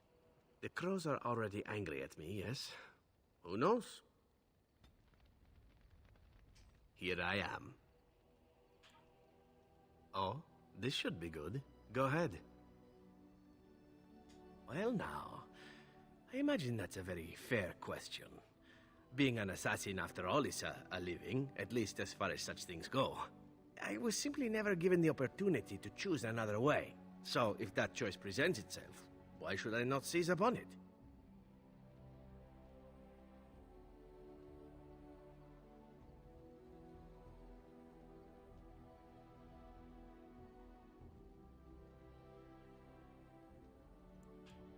Now that you mention it, I am not entirely certain. I was but a boy of 7 when I was purchased. For 3 sovereigns, I'm told. Which is a good price, considering I was all ribs and bone and didn't know the pommel of a dagger from the pointy end. The Crows buy all their assassins that way. Buy them young, raise them to know nothing else but murder. And if you do poorly in your training, you die.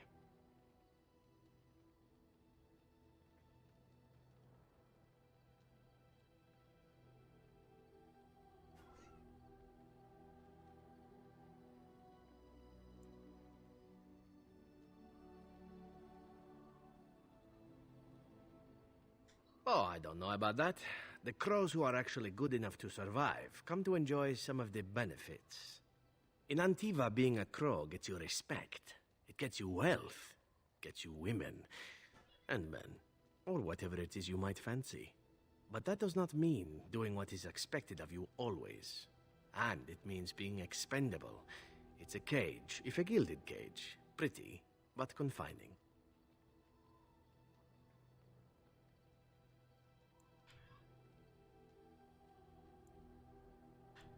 I fancy many things. I fancy things that are beautiful and things that are strong. I fancy things that are dangerous and exciting. Would you be offended if I said I fancied you?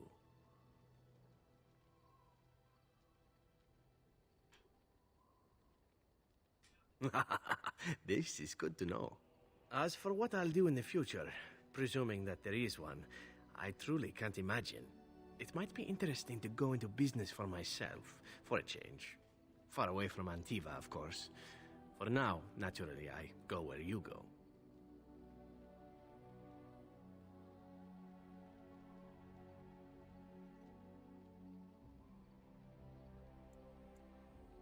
Eventually can be a very, very long time if one plays one's cards right. Come now, enough chit-chat. Talking about the Crows summons them, you know.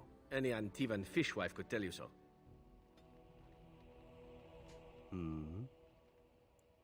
All right, but I get to stare at you luridly while you do so.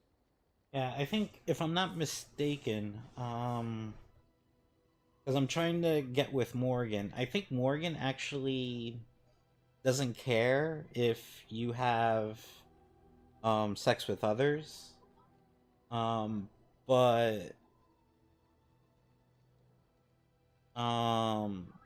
with Leliana, though, I don't think that works for her, because, you know, she's old school, so she prefers, you know, like, having, you know, just the one relationship. But I think Zevran doesn't care either way, so, because I think, if I'm not mistaken, I think the first time I played, I think the only people I may have done is Morgan and Zevran, I think. Maybe even Leliana. But I don't know and I don't remember. And why not? There are many things to enjoy about being a Crow in Antiva. You are respected, you are feared, the authorities go out of their way to overlook your trespasses, even the rewards are nothing to turn your nose up at. As for the killing part, well, some people simply need assassinating. Or do you disagree?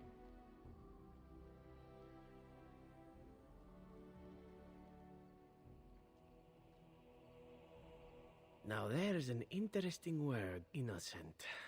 How many men do you know who can claim to be truly innocent? But if you're talking generalities, such as children and relatives and bystanders and such, never on purpose. But it happens. It's unfortunate, but death comes to us all. If not me, then some wasting disease, or a fall down the stairs, or at the hands of a darkspawn. It's all relative in the end.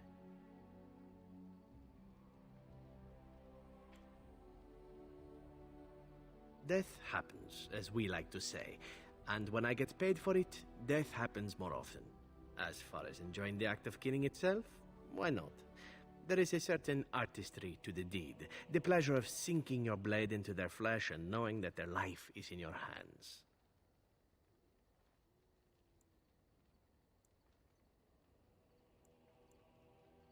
It is not pleasure, per se, nothing sexual. It is more a sense of satisfaction, a feeling of power.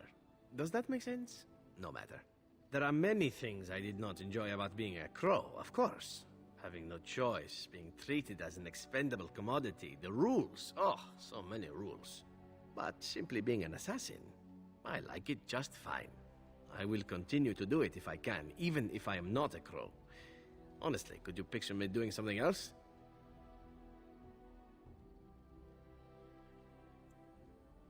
Whereas I am content merely doing what I happen to be good at. It's a talent that not many come by, honestly. I don't see why I need not pursue it. Of course, all these thoughts are moot. Chances are still good that you and I will perish, eaten by Darkspawn or slain by the crows at some point. Very gruesomely, I imagine. But it is pleasant enough to chat about. Come, let's move on while our boots still have some wear in them.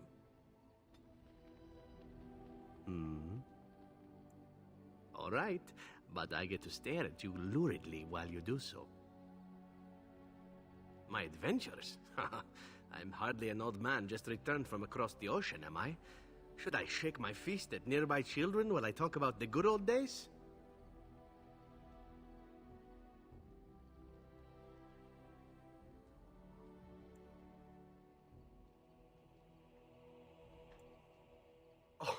Oh, well, if a racist crack like that doesn't cajole me into telling a tale, then nothing will. Let's see, my second mission ever for the Crows was a bit intriguing. I was sent to kill a mage who had been meddling in politics.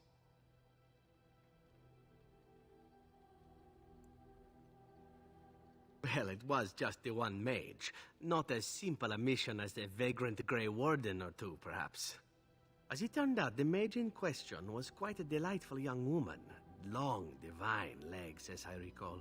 I caught her in a carriage on her way to escape to the provinces. After I killed her guard, she got down on her hands and knees and begged for her life. Rather aptly, I might add. So I joined her in the carriage for the night and left the next morning. Well, yes, twice, actually. Then she decided to try and use me instead. The woman had actually convinced me to speak to the Crows on her behalf. What can I say? I was young and foolish at the time. Then, as I was kissing her goodbye to return to Antiva City, she slipped on the threshold and fell backwards out of the carriage. Broke her neck. Shame, really, but at least it happened quickly. Not actually, no. I was a bit unimpressed by the development at first. Then I found out that she had told the driver to take her to Janellen instead. She had planned to lose me in the provinces. I would have looked very foolish to the Crows. As it was, my master was very impressed that I had done such a fine job of making it look like an accident. The Circle of Magi was unaware of foul play, and everyone was happier all around.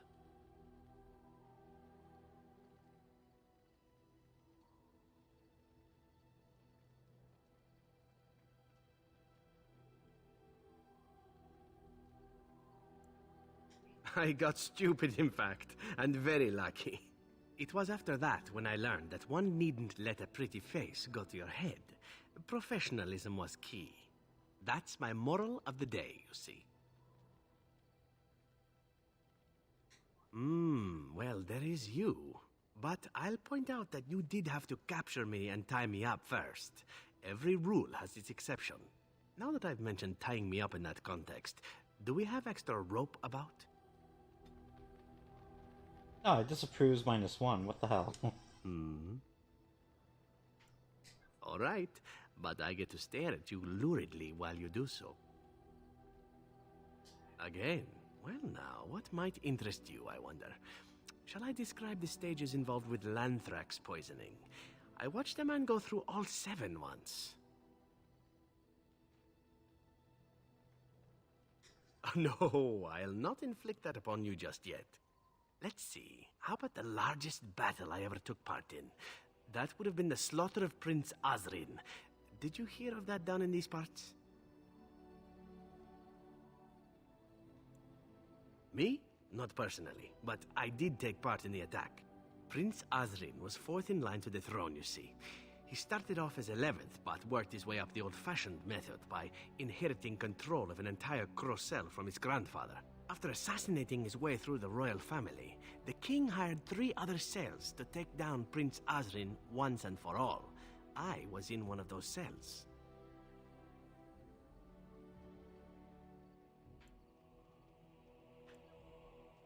Antivan royalty is very much bound up in the Crows. You wouldn't want it run by a bunch of commoners, after all, would you? And this means they get involved in politics quite often. This particular fight nearly bankrupted the nation, I understand. It almost ended up putting a Crow on the throne, a commoner. But that's a whole different story. I played a very small part. My part in the entire battle was taken up trying to reach Princess Verina, who had thrown in with her brother. I killed about 11 of her guards personally before I got knocked out of a window. I landed in a river and nearly drowned. I was fished out by some urchins who robbed me blind. Made off with my boots, too. At least they didn't cut my throat. And that was my part in history. I had to find my way back to the safe house, bruised and naked, and thankful to be alive. But there you go. Tale told. Let's be off before I tell more embarrassing stories, huh? I made that 1 point back. All right, but I get to stare at you luridly while you do so. Well, the only one that's really worth telling is the story of the mission right before I came to Ferelden. But no, I would rather not. I shouldn't have said anything.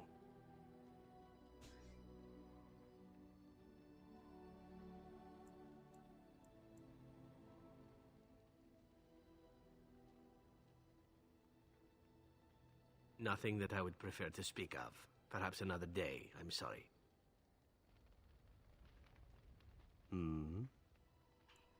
All right, but I get to stare at you luridly. Oh, you wish to know about Antiva, do you? The only way to truly appreciate it would be to go there. It is a warm place, not cold and harsh like this Ferelden. In Antiva it rains often, but the flowers are always in bloom. Or so the saying goes.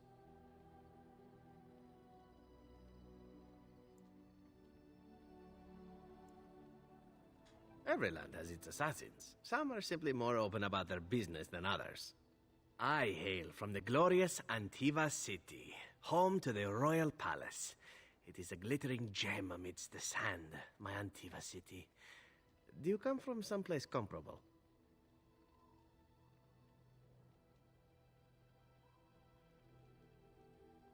Oh, I have never seen that place.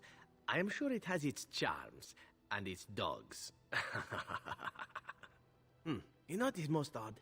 We speak of my homeland, and for all its wine and its dark-haired beauties and the lilo flutes of the minstrels, I miss the leather the most. I mean the smell. For years, I lived in a tiny apartment near Antiva City's leather-making district, in a building where the Crows stored their youngest recruits, packed in like crates. I grew accustomed to the stench, even though the humans complained of it constantly. To this day, the smell of fresh leather is what reminds me most of home more than anything else. Oh, not so long, I know. It is my first time away from Antiva, however, and the thought of never returning makes me think of it constantly. Before I left, I was tempted to spend what little coin I possessed on leather boots I spotted in a store window. Finest Antivan leather, perfect craftsmanship. But I was a fool to leave them. I thought, Zevran, you can buy them when you return as a reward for a job well done. More the fool I, no?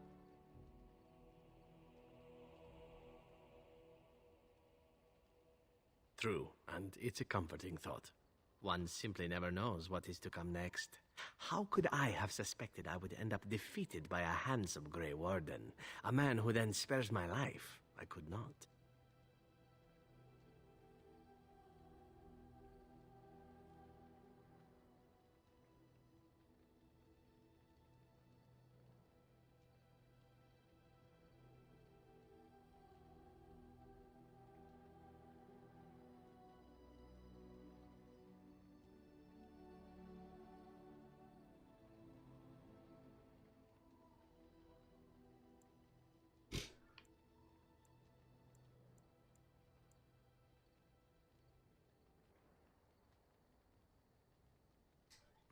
Perhaps that was a poor choice of words. True, though it is.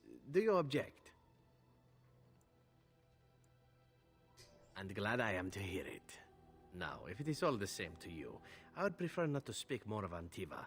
It makes me wistful and hungry for a proper meal. I've a question, if I may. Well, here's the thing.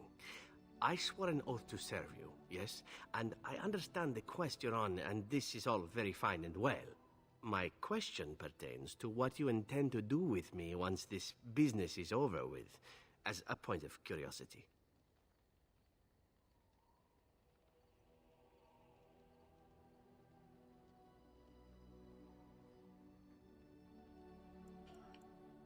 Could I? And what if I didn't wish to leave?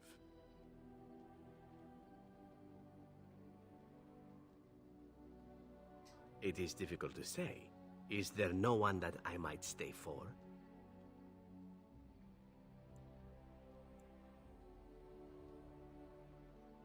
Indeed we shall. It is good to know what my options might be, but that is for another time. For now, we have much to do, yes?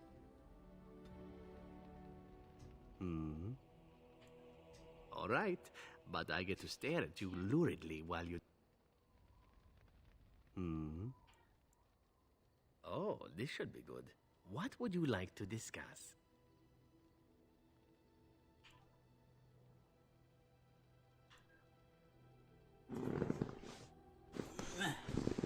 Let me,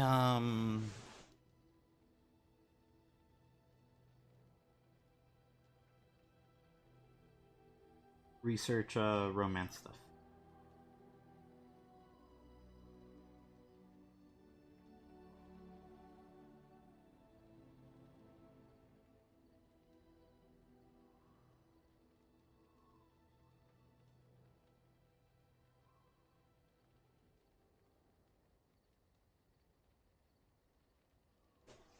Okay, let's see. It says here, the wardens of either gender and any race can pursue a romance. There are 4 companions who can be romanced. Morgan, Alistair are the heterosexual options. So had I played as a... So, you know, obviously Alistair I can't romance. Had I played as a girl, can't romance Morgan. Doesn't sound like the way to live. Liliana and Zavrin are bisexual romance options. And that's it. Alright, so it comes down to them 4.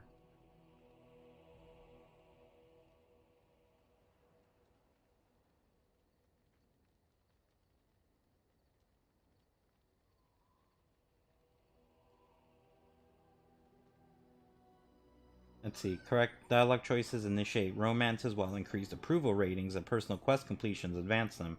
There are at least 2 opportunities to initiate romance with each character, although these opportunities are not always the same for player wardens of both sexes.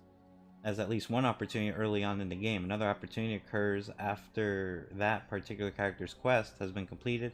Some characters are open to casual sex and thus have lower requirements for physical intimacy, Morgan and Zevran, while others are only looking for serious long-term commitments, Liliana and Alistair, and thus require more investment. You can tell that a romance is initiated if their rating is interested, care, adore, love, instead of neutral, warm, and friendly. Alistair can only be romanced by a female warden.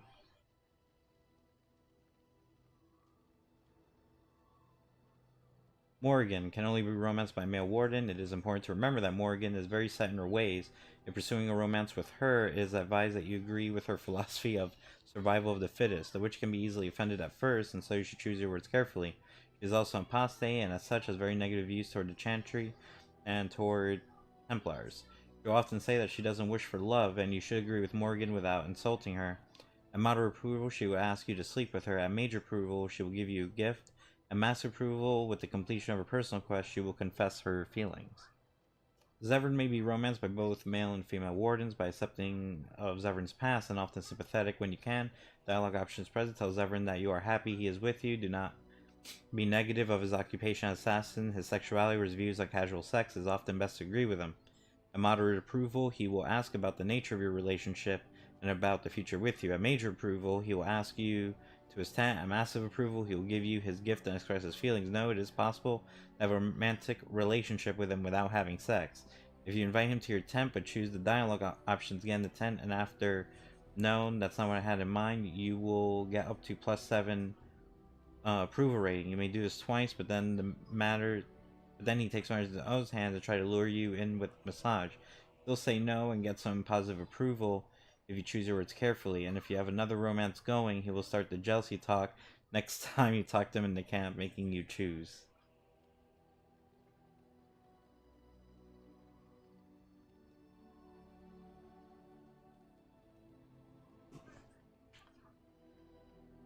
Intrigued by tight leather clothing? I grew up amongst Antivan whores, men and women both. My introduction to the subject of sex was, shall we say, rather practical. My only rule regarding sex is that it be done well. It's a certain open-mindedness that the Crows seek in their recruits, for very good reasons.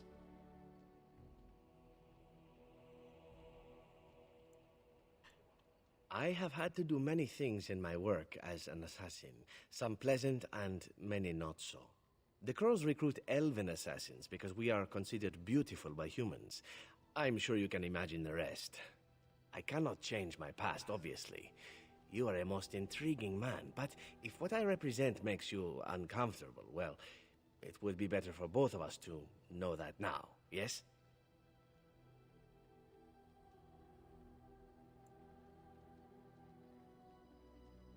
No, I didn't expect it would. You've a bit of an open mind yourself, no? Ah, enough talk of the past. As my tutor used to say, keep your eyes to the rear in the ambush and the bedchamber, and not otherwise. Ah, words to live by.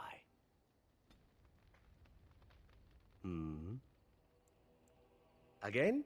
I'm game. Oh, is there something in your tent that needs assassinating? That is my specialty, or so I'm told.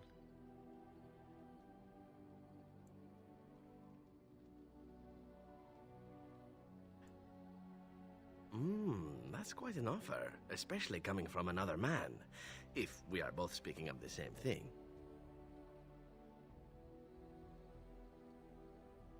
And here I thought it might be a Grey Warden thing. Ah, very well.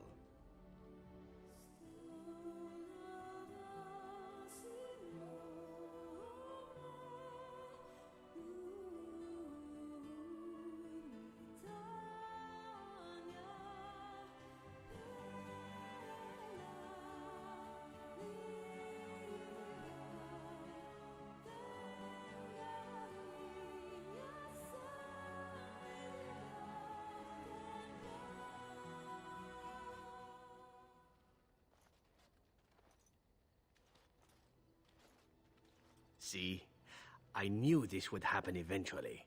I should have warned you right from the moment you refused to kill me. It was inevitable.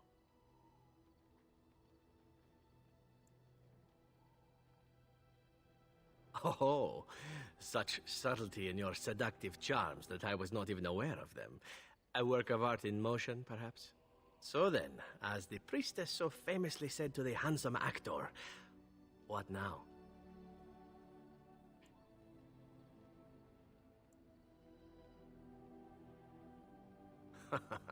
Why should anything change? Allow me to make it simple for you, my Grey Warden.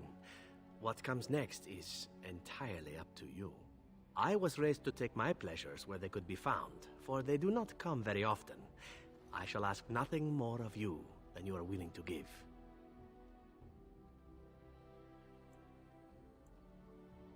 I must admit, we have come very far from those early days when I tried to kill you. And Early you days, that decided was like not to kill me. yesterday.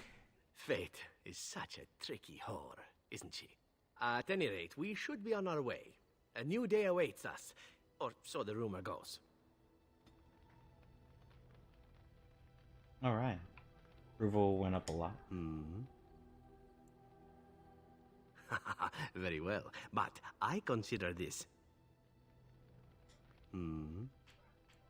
Again, I'm game.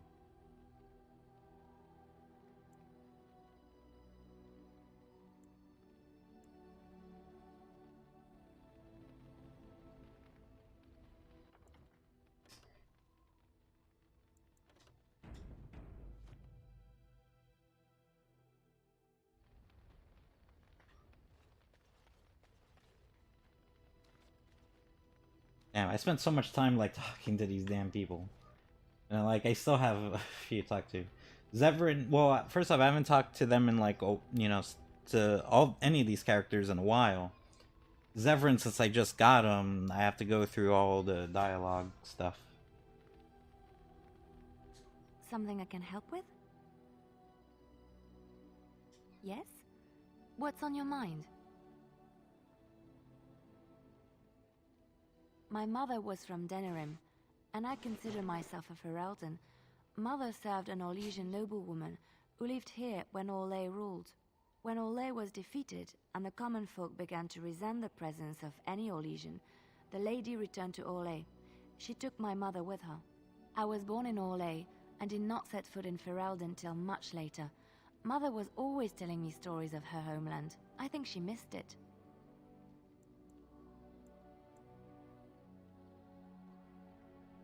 Mother died when I was very young. Lady Cecily let me stay with her. I had no one else. She was quite old then, and she had me study music and dance to entertain her. It is unfair that I have more memories of Cecily than my mother. Strangely, the only thing I really remember of Mother was her scent. She kept dried flowers in her closet amongst her clothes. Small white Ferelden wildflowers with a sweet fragrance. Mother called them Andrastis Grace. They were very rare in Orlais. But enough about that. Let us move on. Something I can help with? Yes? What's on your mind? I miss Val Royeaux. Unlike other cities where the people are the lifeblood and the character, Val Royeaux was her own person, and her people little more than decorations. There was always music in Val Royeaux, streaming from the many windows, quiet refrains and triumphant choruses, and always, floating above that all, the chant, coming from the Grand Cathedral. It was magnificent.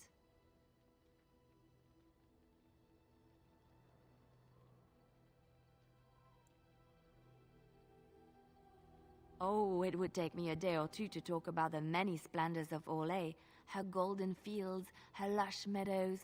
Of course, there are good things and bad things about Orlais, like anywhere else.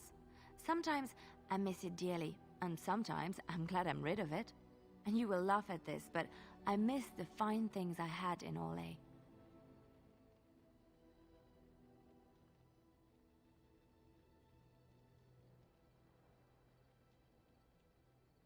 Dresses, fine dresses and furs, and shoes, of course. One can't mingle with nobility with bad shoes, you see. Orlais is very fashionable, almost ridiculously so.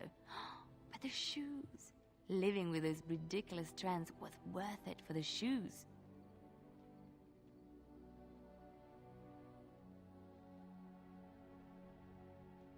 Well, they're shoes. They're pretty. Some of them anyway.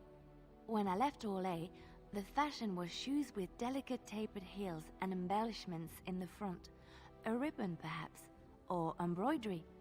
In soft colors, of course. It was spring.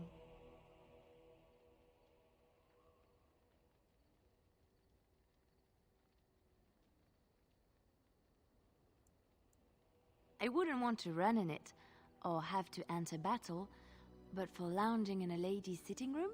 Perfect. The shoes made in Orlais were exquisite.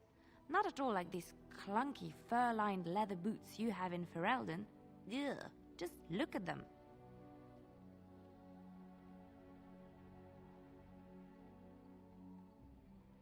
Thank you. It's kind of you to say so, even wearing these mud-covered horrors. They're sturdy shoes, but sometimes a girl just wants to have pretty feet. Oh, I could talk about shoes all day, but we have things to do, don't we? Something I can help with? Yes?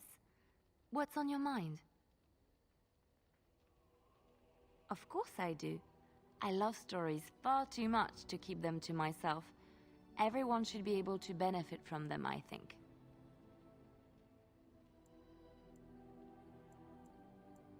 Which one? It will come to you soon, I'm sure.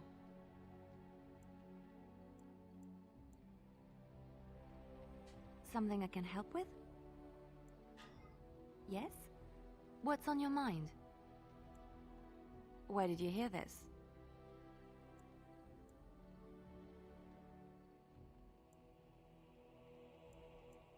Not all minstrels are spies. Most are just singers and storytellers, but some of them are what we call bards. Bards are minstrels and more. Spies, as you say. Some say there is a bard order, but I don't think this is true. Many bards work alone or in small groups, doing the bidding of a patron who pays for their services. If there is an organization behind it all, no one knows who they are. Nobles, mostly. In Orlais, there is much rivalry amongst the highborn. They fight over land, influence, and the favor of the Empress. But they cannot do this openly because it is impolite, and in public, they wear smiling faces and pretend to be civil. In secret, they plot and scheme to destroy each other. It is a game completely meaningless to anyone but its players.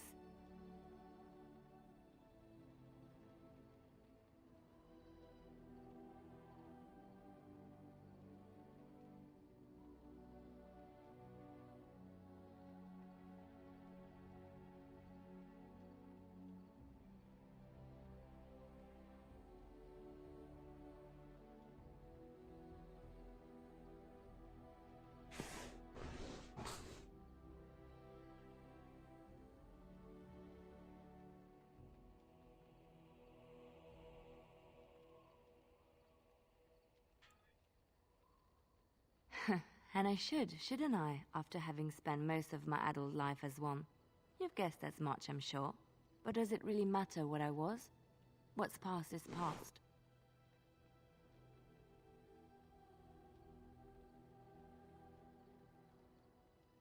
I found myself in Ferelden and sheltered from bad weather in the Chantry. And when the storm passed, I just did not want to leave. I like to see the Maker brought me here. Something I can help with? I don't think you have the correct aptitude. I could give you some pointers, though. You may be able to pass them on to someone you know. Let's just go over there, away from the others, for safety, yes? I expect there shall be daggers flying about willy-nilly for a time. Something I can help with? Yes? What's on your mind? Of course I do.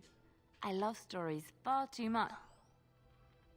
Alright, I think that's everything for Liliana. What's up with this over here? Alright.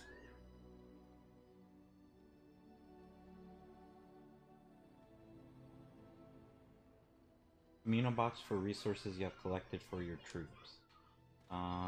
Okay. Do I not have access to this? Like, I don't get it. Talk to this. The Circle of Magi stands ready to assist, Grey Warden, as do the Templars of the Chantry. There are always areas to improve on, Grey Warden. The most useful for my talents are runes. The Circle of Magi stands ready to assist, Grey. The sincerity of your cause has drawn them together under a common banner. It would not have happened otherwise. The Circle of Magi stands ready, as is my duty, Grey Warden.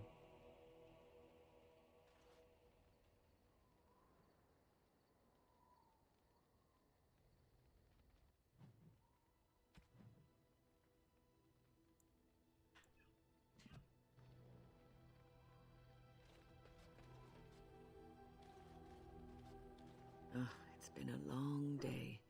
Rest would be welcome.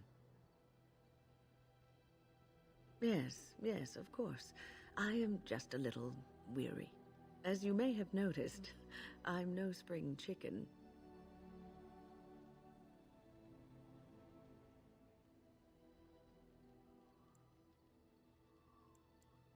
Thank you. You're very kind to say so. But in all honesty, I do not know how many years I have left in me. I have lived for such a long time, but there is always something else to do. And I have to keep going in order to do it. I think I will be glad when I am done.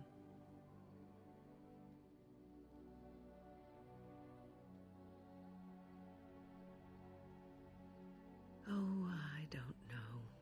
I really don't. I think I saved it since I talked to Lily. So let me save again.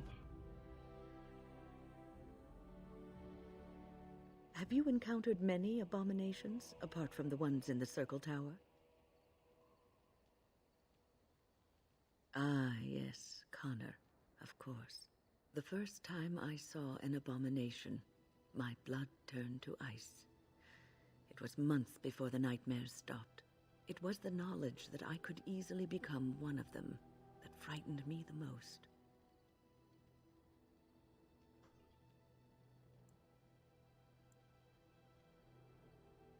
Every mage is vulnerable, no matter how accomplished or powerful. That is the first thing we learn, and overconfidence can lead to recklessness. One slip. All it takes is one slip, and everything you are is simply gone, replaced by madness. And there is no turning back, or at least that's what they say. Of late, I have begun to wonder if there is any way an abomination can be cured, or if a mage could be so possessed and still retain their sanity, their humanity.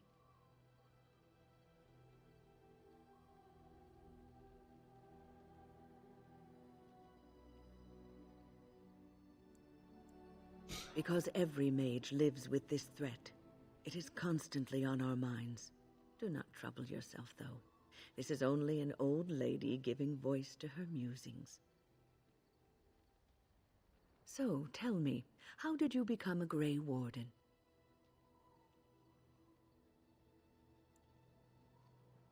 Arl Rendon Howe? The Arl of Amaranthine? Why would he do such a thing to you?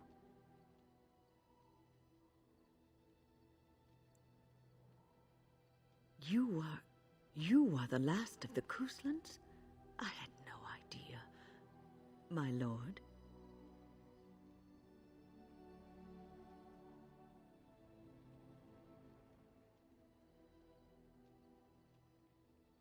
Yes, I suppose so. You can no longer have a title, can you?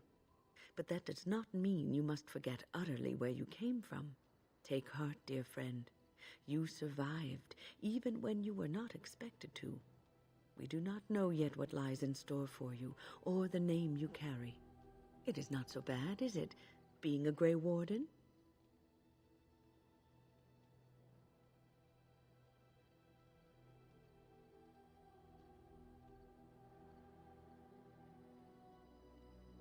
Sometimes it gives me comfort to think that everything will end up the way it's supposed to. That it will be all right. You were chosen. You survived the joining when others did not. Perhaps it was meant to be. I must ask, what does being a Grey Warden mean to you?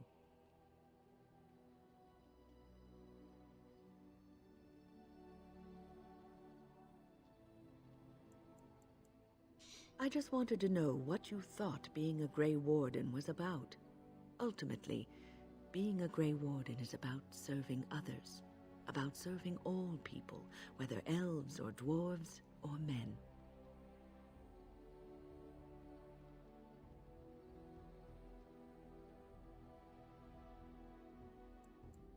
As a Grey Warden, you are a guardian of men, and you guard them because their continued existence is more important than you are. Thus it is you who serves, not they.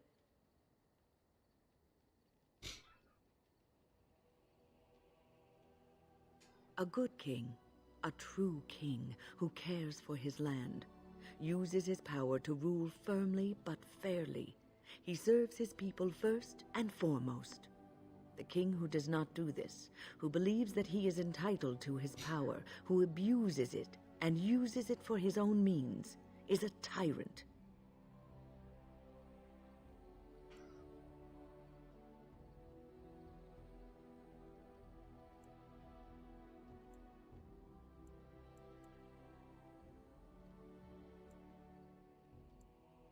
If you live apart from others, and your actions affect only you, then you may do as you wish. But if you have power, influence, and strength, your every action will be as a drop of water in a clear, still pond. The drop causes ripples, and ripples spread. Think of how far they will go, how wide they will become, how will they affect the pond. But I've lectured enough for today. I should stop before I wear out my welcome. What's on your mind?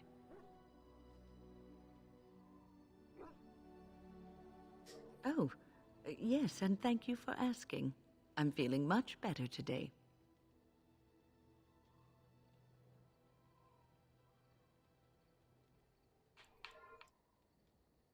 Well, thank you for your kindness, my dear. It certainly warms these rickety old bones. Yeah, and since I just got Wynn as well, I haven't talked to her at all, so I'm probably also going to be talking to her for a bit. What's on your mind?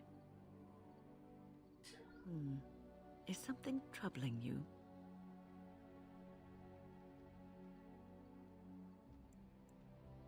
A Grey Warden should put aside the person that he used to be. It has shaped the person that he is, but he has become something greater. Grey Wardens have no titles. They owe no allegiance to a king or lord. They cannot serve one people. They must serve them all and protect them all. You are one of the 2 surviving Grey Wardens in Ferelden. You defend all of us, and much rests on your shoulders. It may not mean much to you, but thank you for having the courage to continue to fight. And that gives me hope. Have you heard much about the Grey Wardens of old?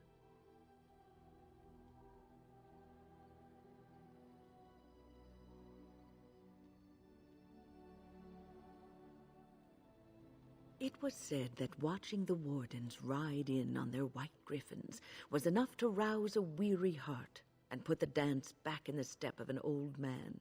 The Grey Wardens were powerful, feared and respected, but they also inspired the common people.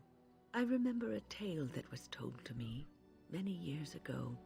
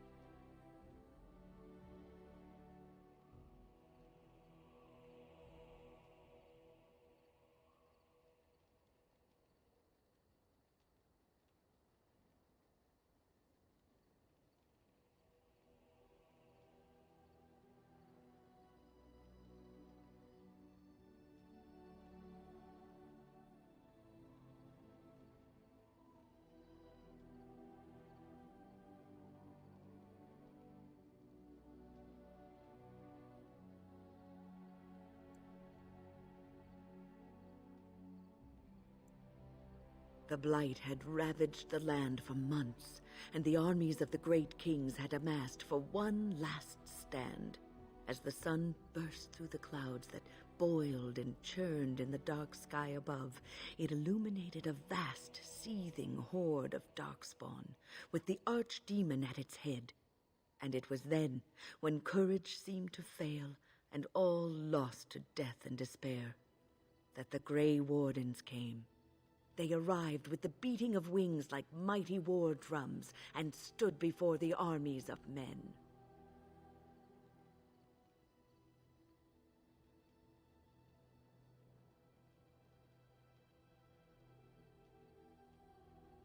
The Grey Wardens, grim and fearless, marched forth, ever between the men and the encroaching Darkspawn. They formed a shield of their own bodies and held that line until the archdemon was dead and the last Darkspawn lay trampled in the dirt. And then, demanding neither reward nor recognition for their sacrifice, the Grey Wardens departed.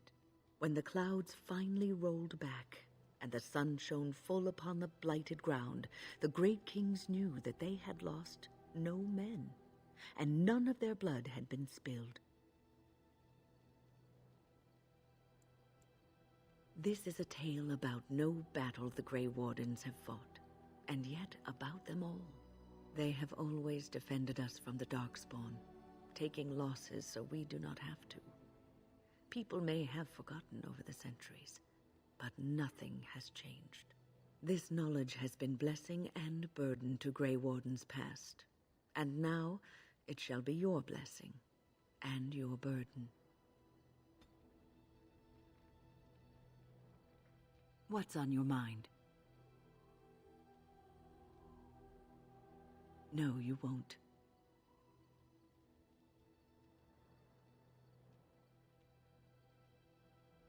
You wonder sometimes, don't you? If your life would be better if you weren't who you are. When I was a young woman in the tower, I came to the realization that the circle would be my life, and I would know no other. Family, love, a simple life. These were things that others took for granted, that I would never have.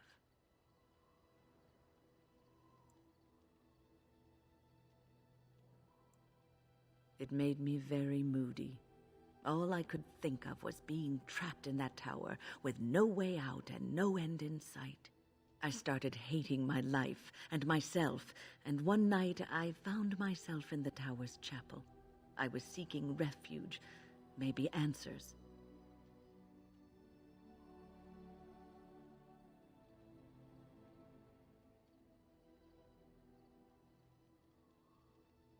I must have looked tearful or made some noise, because the revered mother came out and decided to speak to me. And because I had no one else to talk to, I talked to her. I must have said many silly things, but she told me that the Maker puts us all on our paths for a reason, and fighting our intended course is what causes so much anguish.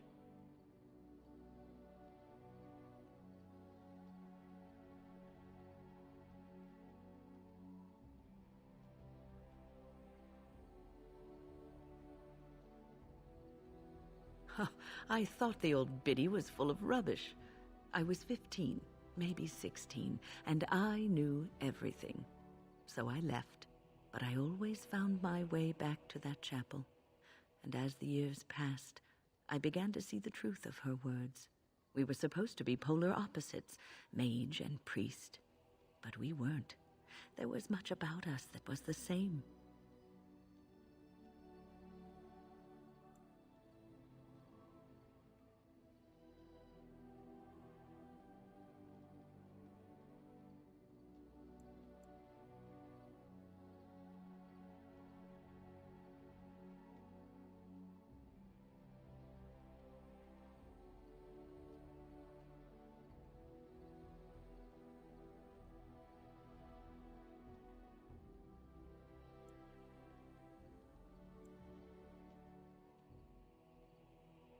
The revered mother had lived in the Chantry all her life, as I had been in the tower for all of mine. She taught me that you can find your family in the people around you, that you can love your work and find fulfillment in duty, and there is joy even in self-sacrifice. If you put others before yourself, then their well-being is yours, and their happiness is your happiness.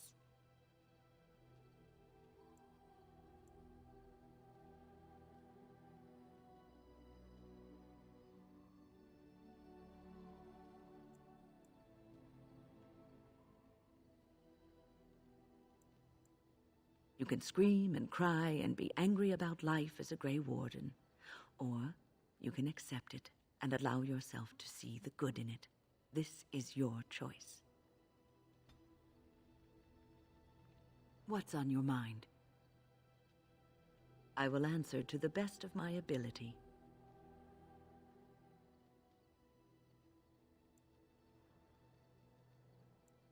The Circle is in good hands. Irving knows what to do, and he doesn't need me underfoot. For now, I will support those that battle the Darkspawn. I do feel I left things unfinished in Ostagar. There is so much left to do, and I would be part of it. The Grey Wardens, all 2 of you, need all the help you can get. I will see this through to the bitter end, and after that, if I am still left standing, then I will return to the Circle.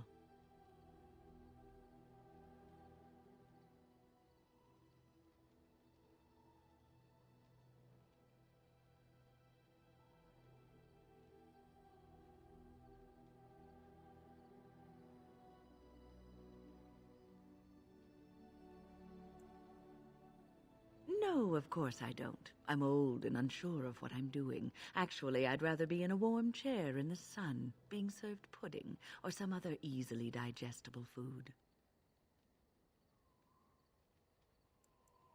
Well, get on it then, and make sure there's a blanket in my chair, and that it's soft, and that the pudding doesn't have cream on it. Cream gives me gas. What's on your mind? I will answer to the best of my ability. People don't become mages. They are born mages. The talent just surfaces later. But you are asking how I ended up at the Circle.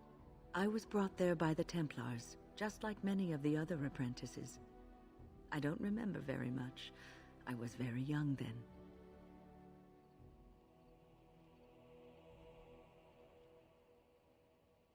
I didn't have a family.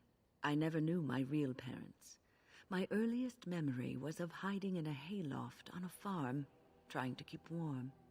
I was found, and the farmer's wife was kind enough not to send me away.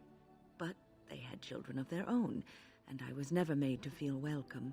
The eldest son was the worst. He was always calling me a stray, and throwing anything he could get his hands on at me. And I don't know how it happened, but one day, he just found his hair on fire. Fortunately, there was a large trough nearby. He ran screaming, dripping head and all, to his mother. I was shut up in the barn, with a bowl of water and a crust of hard bread. The Templars arrived several mornings later. One of them ignored me, but the other was kind to me. He gave me sweets and even sat me on his shoulders once when I wanted to look over a high wall that ran along the road. I'll never forget the moment the Templars led me into the entrance hall of the tower. I had never seen anything so grand in my life. I stopped being afraid then. I knew I was home.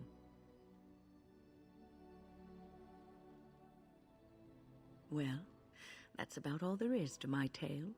That's how I came to the Circle. I would be lying if I said it was easy. First, there were rules, and we were constantly watched to make sure we behaved appropriately. Then there was the study of magic. We had to cast the spells just so, control the effects completely. A single word spoken incorrectly, a gesture out of sync, and lack of focus. And we needed to have perfect focus, or we would be in danger.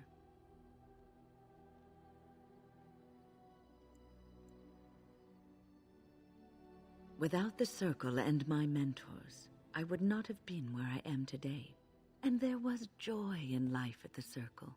The joys of fellowship, in knowing that you were not alone in your struggles.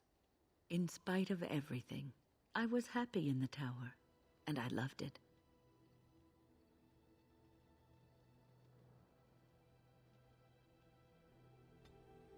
What's on your mind? I will answer to the best of my ability.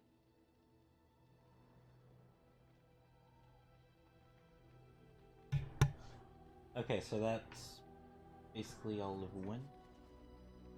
Yeah, so I think I talked to everyone else except for Morgan.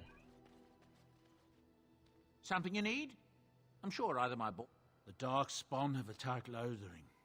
I don't think everyone even had fled by the time they came, either. Word has it they swarmed the entire area, making off with prisoners and burning down the buildings, and then they were gone. just as quick. I wonder if there's anyone left. I heard some chanters were going to head down south, maybe to try to find some survivors. I'm not holding out hope myself. That's what I've heard on the road, anyhow. Take it for what it is. There's news come out of Redcliffe at last. Seems that Arl Eamon has come down with some deadly sickness, probably the blight, and he may even die. If he does, that probably means no one else can stand up to Tyrn Loghain in the Landsmeet. Rather fortunate turn for Tyrn, no? That's what I've heard on the road, anyhow. Take it for what it is. Tyrn Loghain has announced that whatever happened to Ban Bronick will happen to any other nobleman who doesn't live up to the oath he swore to serve the throne. There's a lot of folks angry about it. Some of the Bannorn who weren't saying anything are now saying that Loghain is trampling on their rights as sovereign lords. Seems like more fighting is inevitable at this point, doesn't it? Sad state of affairs. That's what I've heard on the road, anyhow. Take it for what it is.